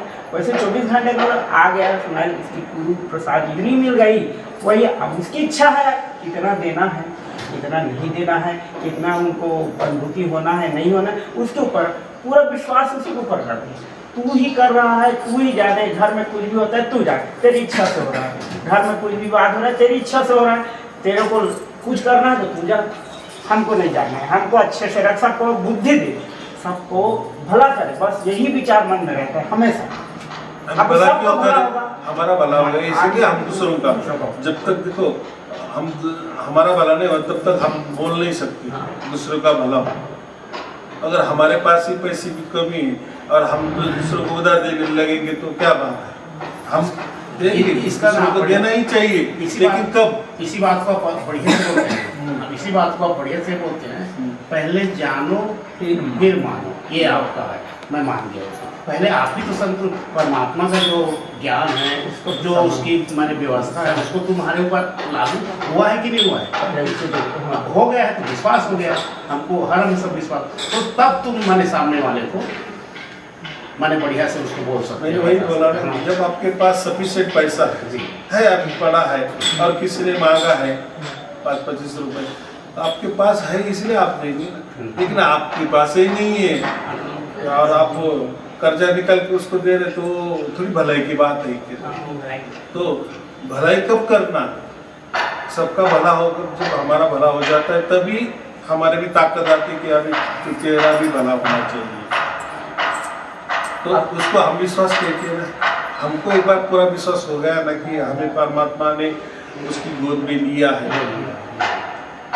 तभी हम दूसरों को बताएंगे कि आपको भी गोद में वो ले लेगा। लेकिन खुद को ही गोद में नहीं लिएगा, गोद में ले लो, बाप बोलेंगे आपको लिए, तो आप बोलेंगे मुझे तो नहीं लिया है, फिर आप कैसे क्या बोल रहे हैं कि आप भी करो, और उसमें फिर हमें मतलब ताकत भी नहीं आती बोलने में, वो ऑटोमेटिक होता है नहीं, वो फिर वो हमारे ऊपर विश्वास भी नहीं रखता। हम बोलेंगे यार मैंने तो कितना बढ़िया प्रवचन दे दिया, उसको क्यों नहीं विश्वास रखना। तो मैं लोगों को बोलता भी हूँ, जैसे तुम लोग वीडियो बस सुनो, बाकी पूरा काम परमात्मा करेगा, पूरा ये। और इसको इन लोग को बोलता हूँ, जैसे भी नहीं हो रहा है ना, चिंता मत करो, एक दिन कृपा करेंगे, बिल्कुल करेंगे, क्योंकि परमात्मा खुद सामने में हम लोग को दिख रहा है, हमको विश्वास हो गया, और हम मैं नहीं बोल रहा हूँ, परमात्मा ही बोल रहा है उसको हम लोग को कि तुम लोग अच्छे से मुक्त हो जाओगे, चिंता मत करो। तो मैं वही कह रहा हूँ ना कि मैंने पहले क्या कहा कि भोक्ता ये आत्मा ही हो सकता है, परमात्मा नहीं हो सकता है। तो आत्मा ही परमात्मा की अनुभव करेगा, उसको हम अनुभूति कहते हैं। तो अनुभूति कौन कर रहा है, ये परमात्मा थोड़ी कर रहा है, नहीं आत्मा कर रहा है, आत्मा कर रहा है, आत्मा कर रहा है। किसकी कर रहा है, परमात्मा की कर रहा है। और जरूरत किसको है, आत्मा को जरूरत है, पर परमात्मा वो कैसे आपको ये करेगा, या हमारा अनुभव बन जाएगा। परमात्मा को कोई जरूरत नहीं है, हमारा आत्मा ही करता है, क्योंकि भोगता है वो। परमात्मा भोगता नहीं है, परमात्मा को कुछ जरूरत नहीं है, किसकी भी जरूरत नहीं है। वो सर्व सामर्थ्यशाली है, सर्व गुण संपन्न है, सर्व ज्ञानी है, स्वयंभू है, वो पूरा ब्रह्मांड चला रहा है वो, और वो कोई उसके फायदे के लिए नहीं चला रहा है। क्यों वो लोग बोलेंगे ना, वो अरे वो ब्रह्मांड बना है वो उसके फायदे के लिए, उसका कुछ फायदा नहीं उसमें। गुरुदेव, जैसे कि मैं जब ये ब्रह्मांड नहीं बना होगा, पूरा शून्य था, कुछ नहीं था, माने फर्स्ट टाइम बना हुआ थे, उस समय हम आत्मा तो मतलब ज्ञानी थे कि अज्ञानी थे उस समय? ऐसा होता है जैसे हम दिन भर काम करते रात को सो जाते तो हम कहाँ जाते, यही रहते हैं ना, लेकिन शुद्ध बुद्धि नहीं होती। तो ऐसा ही ये जो ब्रह्मांड चलता है, और जैसा उसका विलय हो जाता है तो जितने भी आत्माएं रहती है वो अपने अपने देह में या अपनी जो स्थिति होती है उसमें वो सो जाती है, अपने अपने देह में सो जाती है। देह में माने वो ऐसा समझो कि वो उनका जो कारण शरीर रहता है उसमें से वो पड़े रहते हैं। जैसे वापिस सृष्टि का निर्माण होता है, वापिस वो जग जाते हैं, फिर जग जाते हैं तो कर्म, तो पहले कर्म तो पड़े रहते हैं ना, फिर वही काम आ जाते हैं। जैसे हम सो जाते हैं, सुबह उठते हैं तो पिछला वाला आगे कर लेते हैं, एकदम से जो काम करना है वो वही दोहराते हैं। इसीलिए आज की वीडियो में आपने बताया था कि जब साथ सब मिलता है, मोक्ष की प्राप्ति हो जाती है तो उसका संचित कर्म खत्म हो जाता है, और जो कुछ भी हम कर्म करते हैं उसका तो कुछ रखता नहीं।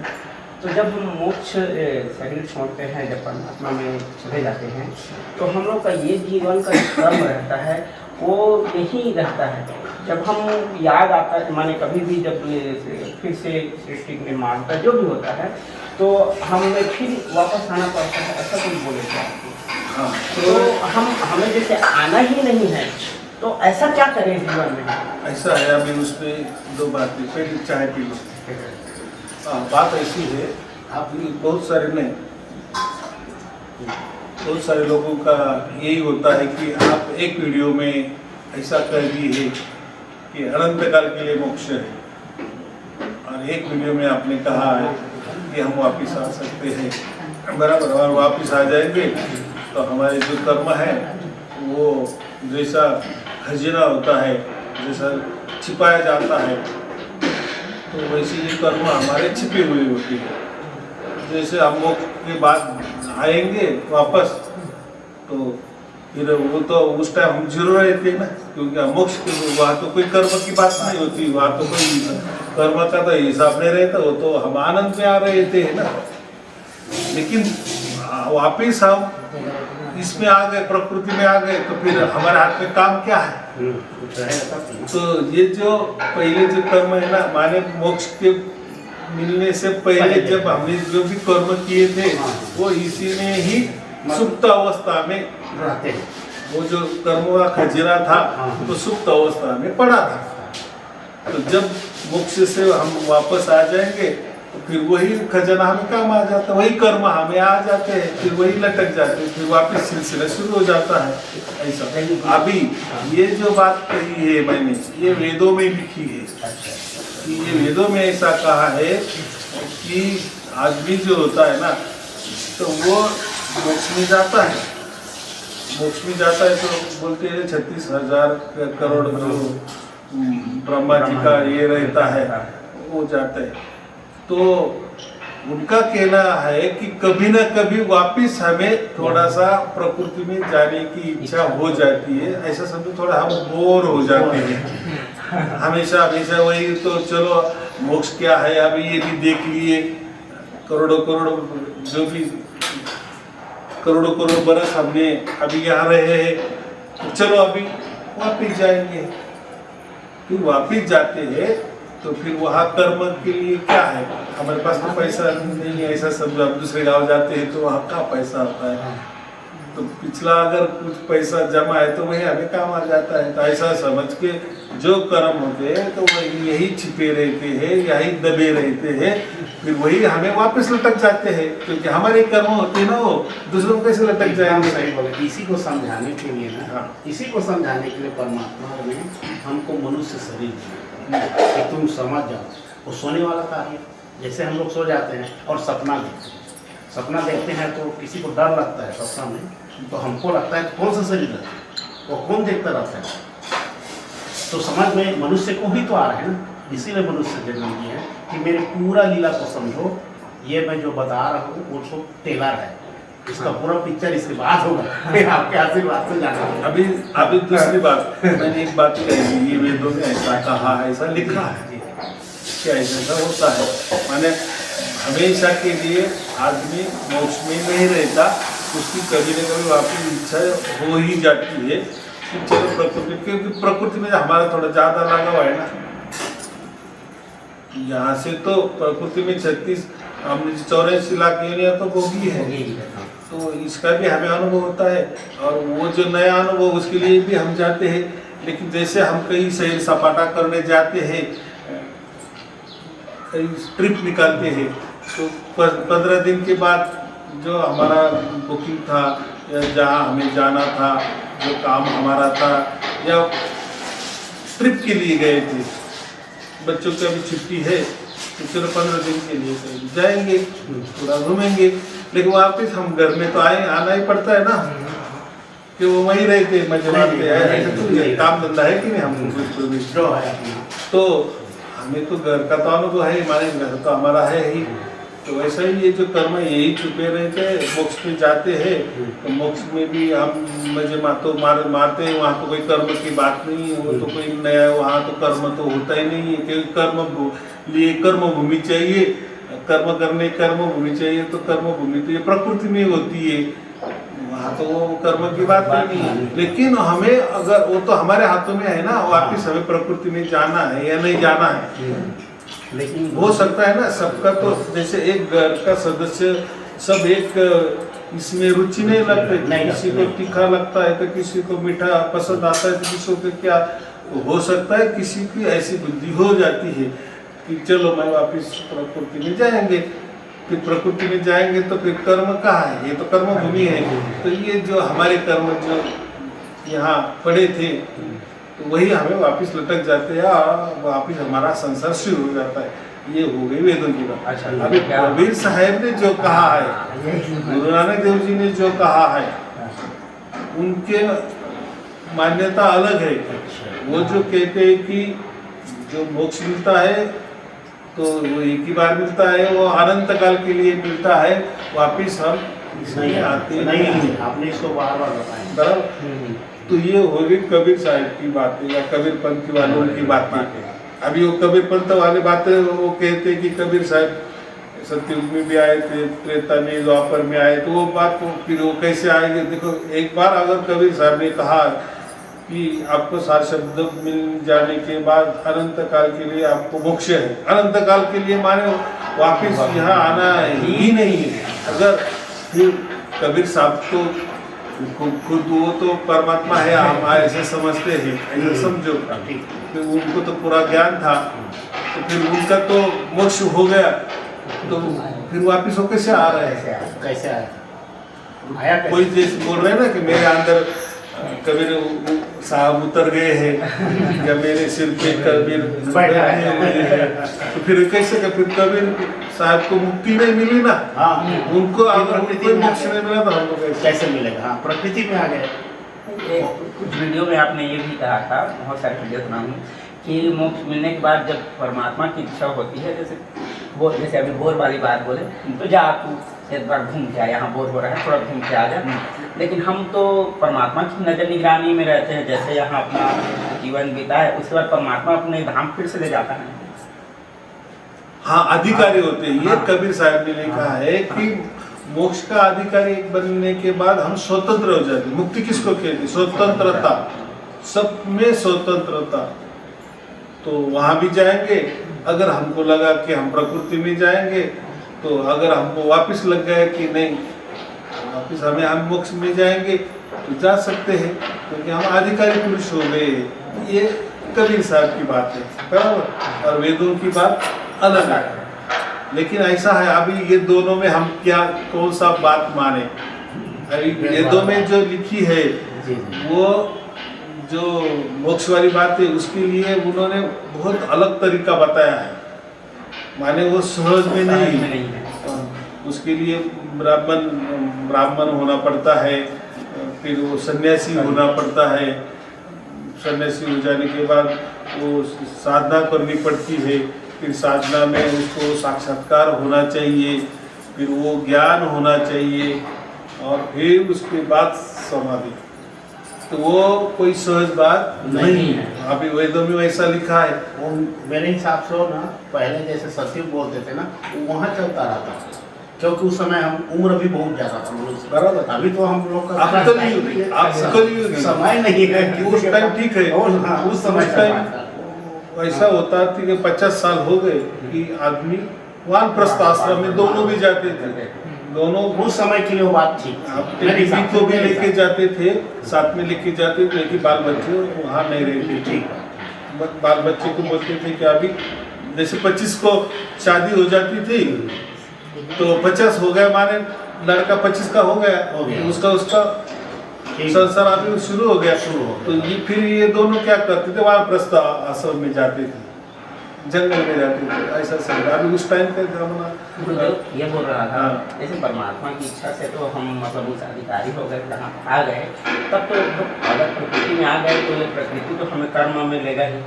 तो हमारा जो मन है फिर प्रकृति में थोड़ी रह जाएगा। परमात्मा की इच्छा से आए हैं मोक्ष के बाद, तो परमात्मा की इच्छा से ही चले जाएंगे ना उनके धाम में, कि हम यहाँ फंस जाएंगे। ऐसा है, ऐसा समझ।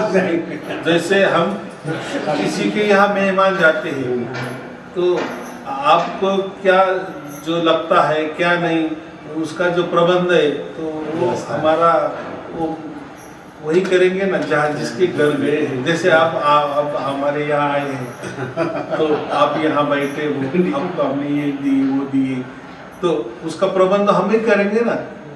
हाँ हाँ। आप तो नहीं जा सकते ना कि यार ये या खाना खाने का है तो कैसा लेंगे क्या, तो माने जिसका घर उसको मालूम। तो हम शादी में जाते हैं, जहाँ शादी होती है तो वो जो दुल्हन का जो पिताजी होता है वही हमारा ठेप रखेगा कि नहीं, जो भी क्या चाहे। तो ऐसा है मेहमान, तो हम परमात्मा के यहाँ जाते हैं तो ऐसे मेहमान होते हैं, तो परमात्मा ही सब कुछ करता है। लेकिन वो क्या घूमना है, कहाँ जाना है, वो तो हमारे मन में होता है ना। चलो हमें जलेबी खाने की इच्छा है ऐसा समझो, तो हम प्रकृति में आ सकते हैं। कोई खा रहा है तो उसका स्वाद ले सकते हैं, बाहर से भी ले सकते हैं। वहाँ तो शरीर वापिस शरीर में जन्म लेने की कोई जरूरत नहीं, वो तो कुछ भी कर सकते हैं ना। वहाँ तो दिव्य शरीर होता है ना, एकदम सही। अदृश्य जैसे। इसमें ना आप जो बोलते हैं ना, हम लोगों को इतना अच्छे से समझ में आ जाता है, आईना जैसा दिखता है ना वैसे हमको समझ में आ जाता है, और इतना आप पूरा सबको समझा रहे हैं प्रकृति का। अभी देखो ये जो पूरा समझा, अभी जिसको सब सार कोई- समझी मिला रहेगा ना वही समझेगा। हाँ, अभी विरोधक कोई मेरा विरोधक बोला तो बोल गया क्या जलेबी का उदाहरण दे रहा है। देखो उदाहरण मैं क्यों दे रहा हूँ कि जलेबी हमारी मालूम है, बराबर। अभी आपको खाने की इच्छा है तो आप प्रकृति में आएंगे, कहीं जलेबी निकल रही है, बस आपको क्या उसका स्वाद लेना है, वो क्या सूंघना है, तो आपको पास तो दिव्य शरीर होता है ना, बस आप सूंघ लिए आपको हो गया। तो ये उदाहरण है। तो उस टाइम मोक्ष में हम पूरी तरह स्वतंत्र होते हैं, कहीं भी जा सकते हैं। ये मैंने क्या कहा कि ये जो ब्रह्मांड है ये समझो 100% में से 25% ही ब्रह्मांड है, लेकिन उसके 75% बचता है तो वहाँ भी परमात्मा की सत्ता है। प्रकृति में ये जो सृष्टि बनी है, ये जो ब्रह्मांड बने हैं, उसमें तो परमात्मा है ही, खचाखच भरा है ही, लेकिन ब्रह्मांड छोड़ के भी 75% वो बचा है। तो फिर वहाँ 75% में भी हम जा सकते हैं, या प्रकृति में भी आ सकते हैं, जा सकते हैं। तो ऐसा नहीं कि प्रकृति में आ सकते हैं माने हमें जन्म ही लेना चाहिए, ये बात नहीं है। मोक्ष वालों के लिए। हम जैसे फरिश्ते होते हैं, ऐसा समझो फरिश्ते होते हैं। हो सकते हैं अब भी आप फरिश्ते हो। क्या मान फरिश्ते माने कैसा कि हमने तो हमारा संसार किए और वापस हमको मोक्ष में जा रहे हैं, मोक्ष में हमें ये रास्ता भी मिल गया, तो हो सकता है हम भी फरिश्ते हो गए। तो फरिश्ते के दो मतलब होते हैं, एक अदृश्य फरिश्ता होता है, जैसा मैंने कहा कि जलेबी चखने के लिए अदृश्य फरिश्ता होके हम आए, तो हम तो अभी ये ठोस है, तो कुछ भी हो सकता है क्योंकि परमात्मा की वो प्रणाली है और माने उसका बुद्धि हम नहीं लगा सकते। ये तो मैं जो बोल रहा हूँ, जो वेदों में कहा है वैसा मैं बोल रहा हूँ, लेकिन परमात्मा जो है वो तो। लेकिन आप जो बोलते हैं ना गुरुदेव जी, लोगों को ऐसा समझ में आता है कि आप वहाँ से आए। ऐसा लगता है हम लोग को, ऐसा लगता है कि आप वहाँ से देख क्या है ड्यूटी, उसको क्या बोलते हैं हम, ड्यूटी। जैसा मिलिट्री में अभी बच्चों को जाना है तो हम उसको क्लास लगाएंगे, एकेडमिक क्लास होता है ना, तो बच्चा फिर उसमें सब उसको कैसा चढ़ना है उतरना है उसको सब सिखाते हैं ना एकेडमी वाले, कि भाई तुझे मिलिट्री में जाना है या तुझे पुलिस में जाना है, तो सब प्रकार का कोर्स उसमें रहता है, तो वहाँ तो सब कुछ सिखाते हैं। फिर वो परीक्षा देने जाता है और फिर वो सिलेक्ट हो जाता है, हो गया, अभी वो सिलेक्ट हो गया, बीच में गया, बीच में वापिस फिर उसकी ये होता है। ऐसा नहीं कहते कि तुम एकेडमी में वहाँ तो सब कुछ कर रही है, यहाँ तक तो ये प्रकृति है। हाँ, यहाँ तक तो ठीक है, ये तो प्रकृति से परे वाली बात करते हैं ना। वहाँ तो कुछ नहीं, वहाँ तो सिर्फ आनंद ही आनंद है। मैं जानना चाहता हूँ कि आप वहीं से आए। वहाँ आनंद माने मुक्ति मिली है, मोक्ष मिला है, माने हम सब स्वतंत्र है, पूरा ब्रह्मांड हमको पड़ा है, हम कहीं भी जा सकते हैं, परमात्मा तो हमें सब आज़ादी है ना। इस देखो अगर वो नहीं होता तो फिर मोक्ष का क्या फायदा है, बोलेंगे यार फिर वहाँ जाके क्या करना है। तो वही संसार जैसी बातें होगी, चलो ठीक है यहाँ दुख है वहाँ थोड़ा सुख है, तो बाकी तो सब बाल बच्चे परिवार तो है ही, लेकिन चलो ये प्रकृति में ये परिवार हम सब दुखी है, परिवार वाले दुखी है, हम भी दुखी है, और वहाँ जाके सिर्फ सुखी होने वाले, लेकिन वहाँ भी परिवार है हमारा, सब कुछ है, फिर फर्क क्या है। तो चलो यहाँ थोड़ा दुख है तो ये ऐसे ही रहने दो, हो सकता है बाद में हमें सुख भी मिल सकता है, तो उसमें इतना नहीं। लेकिन मोक्ष में वो बात ही नहीं ना, वो परिवार की बात ही नहीं होती ना, वहाँ सिर्फ आनंद में ही आप रहेंगे। आपको छुट्टी, अभी आप पेंशनर बन गए हो समझो, तो पेंशनर को बगैर काम करता उसको पेंशन मिलती है कि नहीं महीने में, वो क्या काम कर, लेकिन वो पेंशन मिलती तो उसका मेहनत आना होता है ना, उसने कुछ तो भी ड्यूटी की होती है 60 बरस, तब भी उसको ये बेनिफिट मिल रहा है ना, बगैर काम करते भी उसको पेंशन मिल रही है, पैसा मिल रहा है। वैसा ही हमको मोक्ष मिला तो हमने कुछ तो भी किया ना यहाँ, या ये जो हमारे जन्म हो गए उसमें कुछ तो भी किया होगा, हमारा भाग्य जगह होगा, इसलिए हम मनुष्य बन गए। फिर हमने सोचा कि क्या होता है मोक्ष, क्या नहीं होता है, और फिर हाँ वो भी हमारे हाथ में ना, किसी को तो जबरदस्ती नहीं कि चलो सबको मोक्ष में जाना है, ऐसा नहीं है। इसको लगता है कि भाई मुझे नहीं जाना है मोक्ष में, मुझे अगला अच्छा जन्म अगर परमात्मा ने दे दिए, कहीं अमीर जन्म दिए तो मैं मजा मारूंगा, जिसकी उसका ये है ना, सही बोल रहे हैं, क्या बोलते हैं बुद्धि है ना। वैसे एक जने को मैं बता रहा था गुरुदेव, यही बात जिससे हम बात बोले ना, तो क्या करना है मोक्ष के लिए, यहाँ ठीक है आज हम दुख पा रहे हैं, अगला जन्म हमारा बढ़िया होगा, वैसे चलते रहेगा, बढ़िया है, हम नहीं चाहिए मोक्ष को। अच्छा चलो जैसा परमात्मा तुमको जैसा बुद्धि दे रहा है साथ बोल रहे हैं, लेकिन हमको परमात्मा ने कृपा कर लिया है, अब तो हम आनंद में ही रहेंगे। बोलते आप लोग सुख दुख को भोगना है तो आप लोग भोगो, नहीं हमको जन्म नहीं, ऐसा नहीं कहते। ऐसा एक तो रिजल्ट है ना, हाँ। कि प्रकृति में दुख ही मिलता है। मैंने क्या कहा, आप कितने भी अमीर हो कैसे भी हो, दुख आपका पीछा छूटने वाला नहीं। ये अभी हमको समझ में आ गया ना, अभी ज्ञान ही हो गया हमको ना, और इसका पुरावा भी है ना, जितनी भी पीढ़ियां दर पीढ़ियां गई वो सभी दुख में ही गए ना। चलो वो भी जाने दो, हम हमारा बचपन देखो, क्या हमने क्या काम किए थे क्या नहीं, है ना। सबका बचपन कैसा वो गुजरता है, गरीबी में गुजरता है, फिर ही देखने को मिलता है कि नहीं पैसा। तो वो तो सबको मालूम है। माने इस जन्म में भी दुख, तो पिछले भी जो जन्म होगी वो भी दुख ही होगी ना। माने प्रकृति में दुख ही मिलता है, ये हमें पक्का मालूम है। सबको देख भी रहे अगर इतना कौन दुखी है, इसीलिए तो परमात्मा ने ये दो बातें रखी है ना, और उसमें कोई जोर जबरदस्ती नहीं ना कि आपको मोक्ष में ही जाना है, आपको ये जाना। तो आपको देखो अभी इनको लग रहा है मोक्ष में, आपको नहीं लग रहा है, हाँ। तो थोड़ी जोर जबरदस्ती है। कृपा कर देना। नहीं किसी को भी ऐसा जबरदस्ती होती है, जिसकी जिसका दिल लगता है। लेकिन हो सकता है आज आपको नहीं लग, कल लगेगा नहीं मुझे मोक्ष में जाना है। तो है अगर परमात्मा की व्यवस्था तो क्यों छोड़े, लाभ क्यों छोड़े। हाँ, मनुष्य जन्म जो है ना बहुत मुश्किल से कोई बढ़ता है। बोलते हैं कि नहीं, आप बोले कि हम वापिस आ जाएंगे, चलो ठीक है, लेकिन जितना भी करोड़ों करोड़ों बरस हम सुखी तो आनंद में तो रहने वाले हैं कि नहीं, वो तो बेनिफिट तो मिलेगा कि नहीं हमें। ये चलो ऐसा समझो कि वेदों की बात कहेंगे, समझेंगे कि वेदों ने कहा है कि आपका मोक्ष भी हो गया तो आप इतने करोड़ों करोड़ों करोड़ों बरस मोक्ष में रहेंगे, परमात्मा के साथ आनंद में रहेंगे, लेकिन वापस आपको कभी न कभी आना पड़ेगा, आपकी मुदत खत्म हो जाएगी। तो फिर अगर किसने कहा तो फिर क्या फायदा।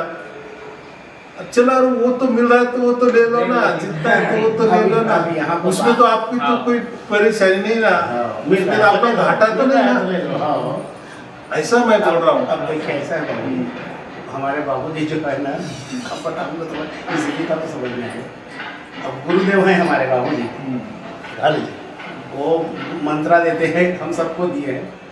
अब उनको एक कथा कहानी सुनाते हैं ना, सब आपका वो लिखा रहता है टीवी में, जब ऐसा टीवी लगा है उसे भी सुनता हूँ मैं, पूरा आसपास करते उसे लगने निकल जाता है, पूरा सुनता हूँ।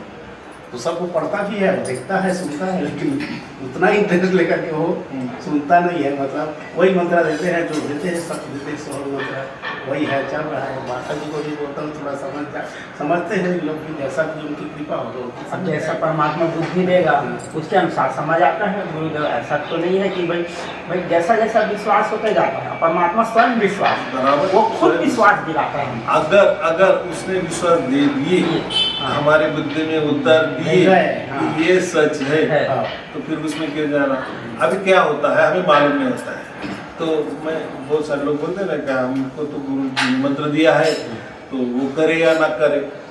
तो मैं क्या कहता हूँ भाई देखो वो तो आपके ऊपर निर्भर है। मैं तो मेरे में ऐसा तो कुछ नहीं है कि आप सब कुछ छोड़ दो, गुरु को भी छोड़ दो, आपका धर्म को छोड़ दो, बीवी बच्चों को भी छोड़ दो, ये तो मेरे भी नहीं है। क्योंकि ये जो है ना, तो आप खुद चैतन्य हो, माने आप खुद बुद्धिवान हो, तो आपको समझना है।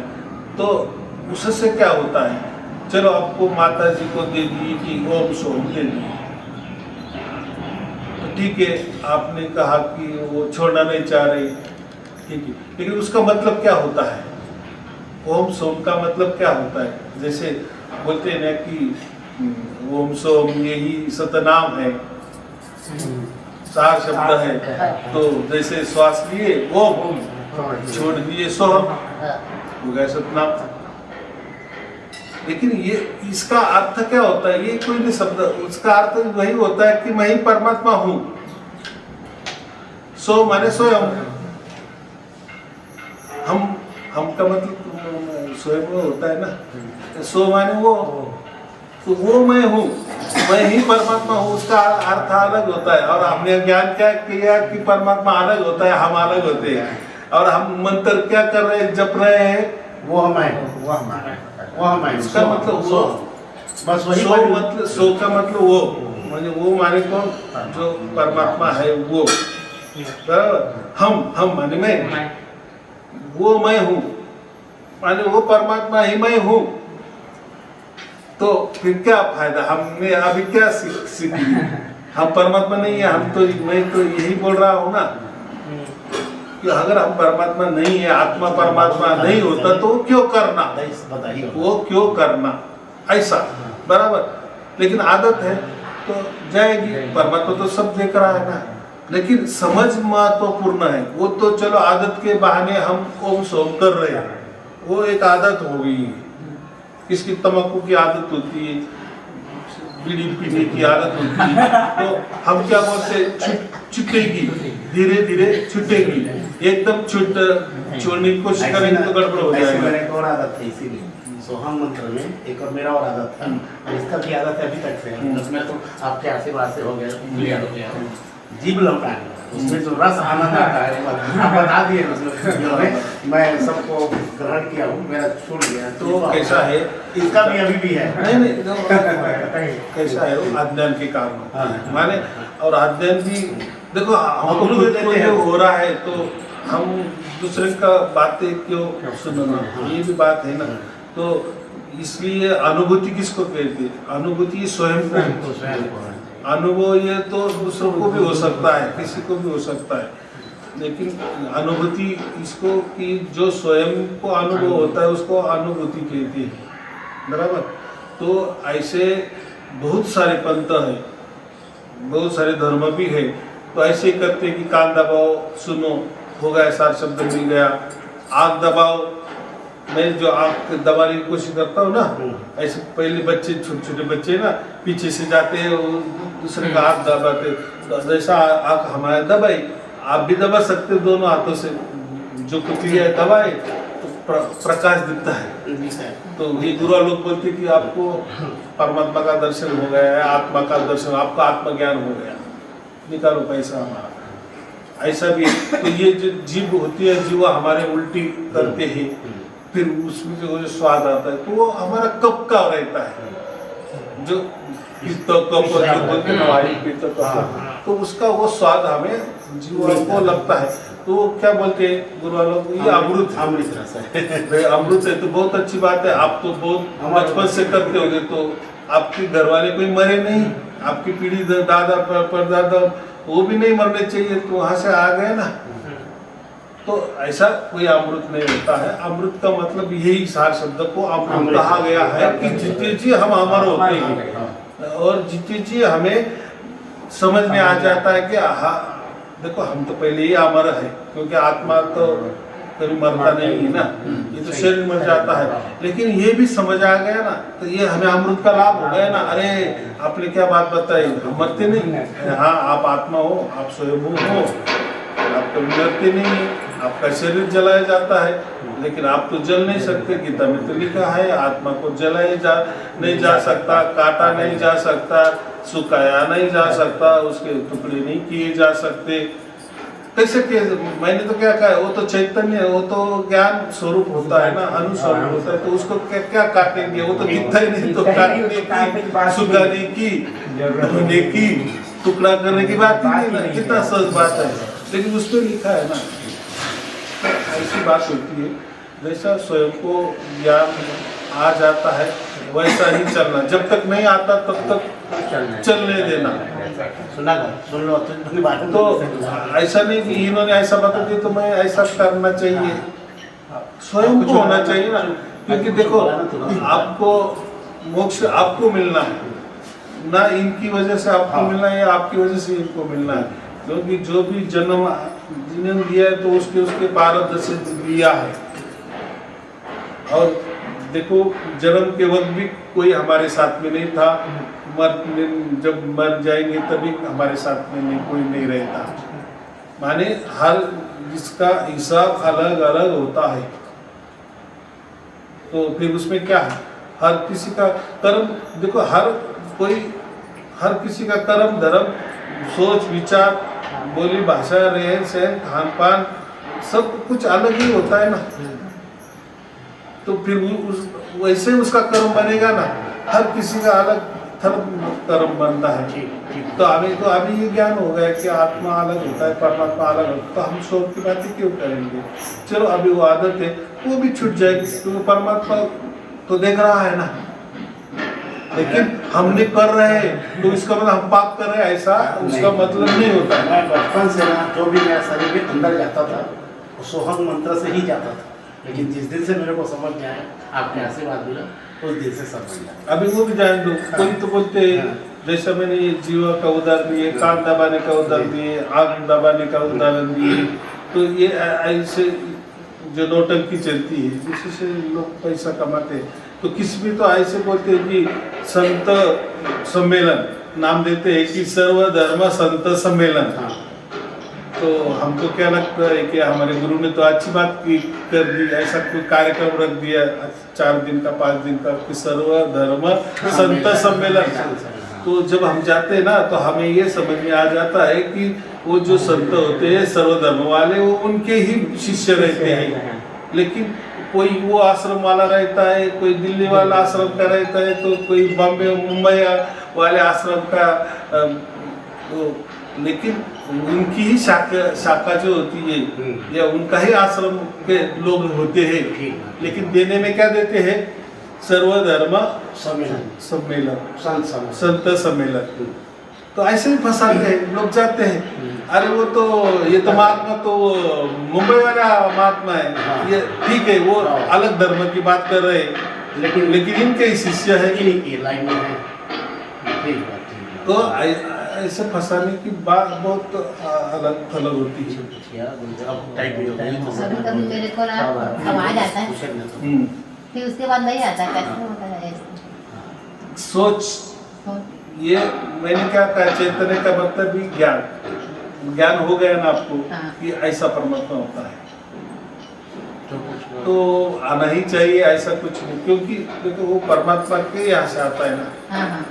अभी ऐसा भी कोई नहीं है कि मैंने सिर पे हाथ रख दिए तो आपको 24 घंटा हो। नहीं आप बोलेंगे ना कोई नहीं, हर मास का भी हो, चाहे परमात्मा ने भी ऐसा कर दिए ना कि चलो मैं आपको 24 घंटा देता तो भी नहीं हो सकता है, क्योंकि परमात्मा भी देता है हमारे कर्मों के हिसाब से ही देता है।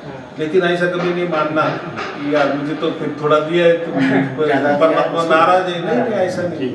परमात्मा को सब समझता है कि इनको अभी समझ में आ गया कि परमात्मा ऐसा होता है।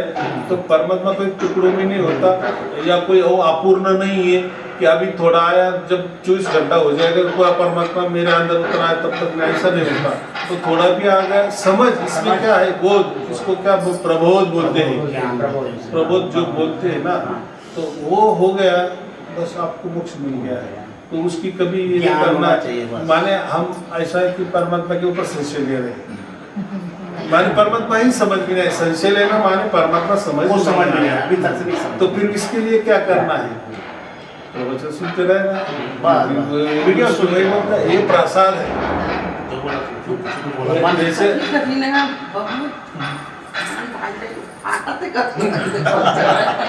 वो नया नया होता है, कभी ये कान बंद होता है ये चालू होता है, कभी ये बंद होता है ये चालू होता है। तो कभी तो वो तो समझ में नहीं आते, कान की बात ही नहीं होती, लेकिन वो होता है। इसमें इतना ही महत्वपूर्ण है कि जो भी होता है वो उसकी तरफ से होता है, तो वो प्रसाद है। जैसे सत्यनारायण का प्रसाद थोड़ा दिया जाता है, हम कहेंगे यार क्या बात है, किसी को पेट भरने वाला है, तो पेट भरने वाला नहीं, वो ठीक है। वो जो भंडारा वगैरह होता है वहाँ पेट भर होता है, लेकिन यहाँ इसको गुरु प्रसाद कहा है। गुरु माने परमात्मा, परमात्मा यहाँ हमें प्रसाद दे रहा है तो थोड़ा दे रहा है, तो उसने कुछ सोच समझ के दिया है ना। क्यों दिया है कि इसको समझ में आ गया है परमात्मा, इसको क्या 24 घंटा देना है। जिसको समझ में आ गया पास हो गया ठीक है, कम मार्क मिल गए 35% मिल गए, पास हो गए ना। मोक्ष के हमारी करीब बन गए, मोक्ष में गए ना, ये महत्वपूर्ण है। बराबर कि नहीं? 10वीं में हम देखो जो 11वीं में जाता है तो 10वीं पास तो होना ही पड़ता है। तो हो सकता है कोई 10वीं 1 नंबर से पास हो जाता है, लेकिन उसको भी 11वीं वाले लेते ही है। और जो 10वीं में 35% जो हम बोलते हैं ना काट पे पास हो गया, तो उसको भी कॉलेज वाले लेते ही है ना। तो इसमें क्या बोलते हैं, खुशी कब होती? पास हो गया, मेरा लड़का पास हो गया, तो ऐसा हमको मोक्ष मिल गया।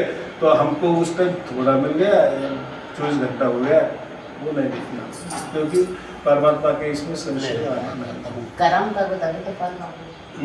कर्म करो तो फल पाओगे, कुछ कर्म नहीं कर रहे हो तो कहाँ से फल पाओगे? इसमें करना ही नहीं, भजन नहीं कर रहा वो, मानवेट नहीं कर रहा एक तो ऐसे का बोलते होते मुंह में तार ने का बोलता तो तार ही हूँ भगवान। बात बराबर है आपकी। ऐसा है कि ये मोक्ष वाली बातें अलग होती है। मोक्ष वाली बातें आपको लाखों गुरुआ लोग कोई करेगा नहीं। मोक्ष की बातें मत करो, माने परमात्मा की बातें मत करो, सब आत्मा की बातें करते, माने शरीर की बातें करते, प्रकृति की बातें करते, प्रकृति में लाभ हानि की बातें करते हैं। मोक्ष की बातें कोई नहीं करता, क्योंकि मोक्ष की बातें के लिए कुछ करने की जरूरत नहीं होती। कोई उसमें ज्ञान ध्यान की बात नहीं होती, कोई कर्म धर्म की बात नहीं होती, कोई लेन देन की बात नहीं होती, किसी की कृपा की बात नहीं होती, क्योंकि वो डिपार्टमेंट पूरा की पूरा परमात्मा के हाथ में है। वो ये नहीं देखता कि आप क्या कर रहे हैं क्या नहीं कर रही, क्योंकि उसकी कृपा हमारे ऊपर होनी चाहिए, तभी वो मोक्ष मिलता है। इसलिए मोक्ष की बातें बहुत कठिन होती है, वेदों में लिखा है, वो कोई सहज बात नहीं। ये तो ऐसा सदगुरु कबीर साहब की कृपा कि उन्होंने ये राज खोल दी। वही तो बता रहे थे तो आपके धन्यवाद बार धन्यवाद। भेद बता दे नहीं तो इससे चल रहे जिसने आ रहे उसने चल रहे। ऐसा समझो कि संत लोग ही ये बातें करते हैं। भेद बताया जाने दही बस वेद ये बात नहीं करेगा, इतनी सहज वाली बात नहीं करेगा। देखो जैसा उनका जो ज्ञान है वैसे वो बोलेंगे ना, जिसको वो ज्ञान नहीं तो वो क्यों बोलेंगे। तो कबीर साहब ने भी बोला है ना उसमें, वेद का भेद कोई नहीं जाना, कोई नहीं जाना। उसमें हमें जाना नहीं, हमें जहाँ से मिल गया ना 24 कैरेट सोना मिल गया ना बस। तो जिस दुकान में हमें मिल गया, हमें पता भी चला, हमने मशीन में भी देखा कि ये 24 कैरेट सोना है। अब ये नहीं देखना, वो तो बहुत छोटा सा दुकान था, हमने तो कहा वो बड़े दुकान में गए बड़े, तो ऐसा कुछ नहीं। मॉल में गए तो भी वहाँ सच्चा मिलता है और बाजू वाली दुकान में झूठ। तो फर्क तो हमें करनी चाहिए ना। अगर फर्क में हमें बराबर वो समझ में आ गया कि ये 24 कैरेट सोना है, तो फिर वो कहाँ से मिला, कौन देने वाला है। अभी यहाँ तो आपको परमात्मा ने दिया है, यहाँ तो देहदारी की तो बात ही नहीं हो रही है। तो देखो परमात्मा पर अविश्वास नहीं हो सकता, देहधारी पे अविश्वास हो सकता है। वो झूठ मूठ कुछ भी बोल सकते हैं, क्योंकि उनका मोह है, उनका ज्ञान है, उनका ध्यान है, उनकी सीमा है, उनका लालच है, या उनका मान प्रतिष्ठा वो उनके हाथ में। लेकिन यहाँ जो हमारा काम किया है वो डायरेक्ट परमात्मा ने हमको सर्टिफिकेट दिया है। तो अभी परमात्मा के तो आगे कोई दूसरा नहीं है, ना मैं हूँ या आप हो, कोई नहीं है। तो हमारा चुनाव परमात्मा ने किया है ना, तो इसलिए हमारा मोक्ष का काम पक्का हो गया है। ये वेद ऐसा यही वेद, यहाँ कोई गुरु की बात नहीं है कि आपने क्या ध्यान किए, आपको समाधि लग गई है क्या, और आपको समाधि नहीं लग गई, आपको तो वो चक्र भेदन भी नहीं किए। देखो ये जो चक्र भेदन की भी जो बात है ना, ये जो बोलते मूलाधार चक्र, स्वादिष्ठान चक्र, मणिपुर चक्र, ये वेदों में कहीं लिखा नहीं है। ये सब बकवास बात है, ये अभी का जमाने में चली आई बात है। लेकिन वेदों में ये चक्र भेदन की बात नहीं है, अष्ट चक्र की बात नहीं है। वो ऐसा समझो कि एक जो अष्ट नियम होते हैं ना, जो अष्टांग, तो वो उसके बारे में बताया गया है। लेकिन ये चक्र की बातें नहीं की है, ये तो अभी लोगों ने बोल दिए कि वेदों में लिखा है। वेदों में ऐसा ये बातें चक्रों की मूलाधार की बातें वगैरह कुछ नहीं की है। तो जैसे जैसे आप ज्ञानी होते जाएंगे, और मैं जो भी बोलता हूँ ना, जैसे मैंने कहा कि वेदों में नहीं, तो मैं वेद भी लोगों को देता हूँ ना, आप मान करो, अब वेद भी आपको देते हैं। लेकिन आपकी जिम्मेदारी उतनी तो पढ़ना तो आपको पड़ेगा। अगर आप पढ़ेंगे नहीं, बस बोलेंगे नहीं हमारे गुरु जी ने ऐसा कुछ नहीं कहा, तो आप कैसे बोल रहे हैं? मैं भी क्या बोल रहा हूँ, 18 अध्याय मेरे पास भारी भारी है, मेरे को एक भी दिन अब समय नहीं मिलता, अब मन ही नहीं करता। ये लोग पूजा करना, बस तुम उसको पूजा करो, वो सब कैसे करेंगे? जो भी जिसके मन से जैसे चल रहे तो परमात्मा सब कुछ दिख रहा है, वो उसके हिसाब से बराबर तैयार करता है। क्योंकि उसको हर एक को अलग अलग लेके जाना है, अलग अलग लेके जाना है, अलग अलग वो तैयार करता है। क्योंकि उसको उसके धाम में लेके जाना है, तो उसके तरह से या उसके दिमाग से आपको तैयार करेगा कि नहीं। अगर उसको आप अच्छे लग रहे हो, इसी स्थिति में आप अच्छे लग रहे हो, चलो आप जैसा ज्ञानी हो अज्ञानी हो, अगर उसने आपका चुनाव किया है तो आपको बनाएगा ना, सब कुछ ज्ञान देगा ना, देगा नहीं देगा वो हो जाए उसके ऊपर। चला गया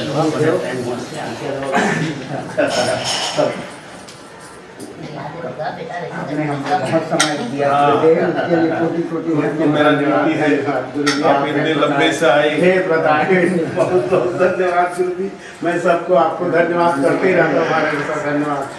धन्यवाद उसका मानना नहीं ठीक है, उसका मानेंगे, लेकिन आपका भी बहुत बहुत आपने धन्यवाद। भेद बता कृपा की है ना, दी, इधर अभी तो जैसे आए थे वैसे चले चले जाते, इसीलिए ना परम गुरु का भेद बता दिए।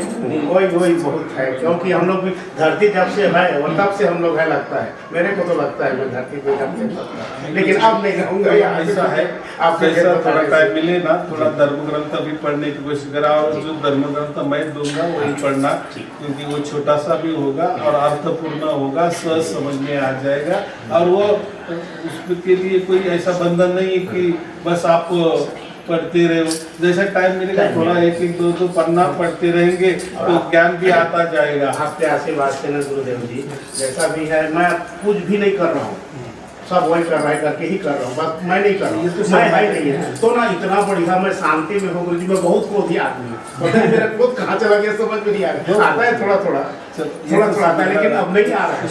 देखो परिवर्तन थोड़ा तो क्रोध तो रखना ही पड़ेगा, सैलरी को अगर पूरे नहीं तो फिर मनुष्य तैयार नहीं होगा, जीवन भी नहीं चलेगा ना। बहुत सुंदर, बहुत बढ़िया वेद बताए हैं, हमारा जीवन धन्य हो गया। आपका बहुत बहुत कोटि कोटि धन्यवाद, और गुरुदेव को भी प्रणाम करता हूँ आपको।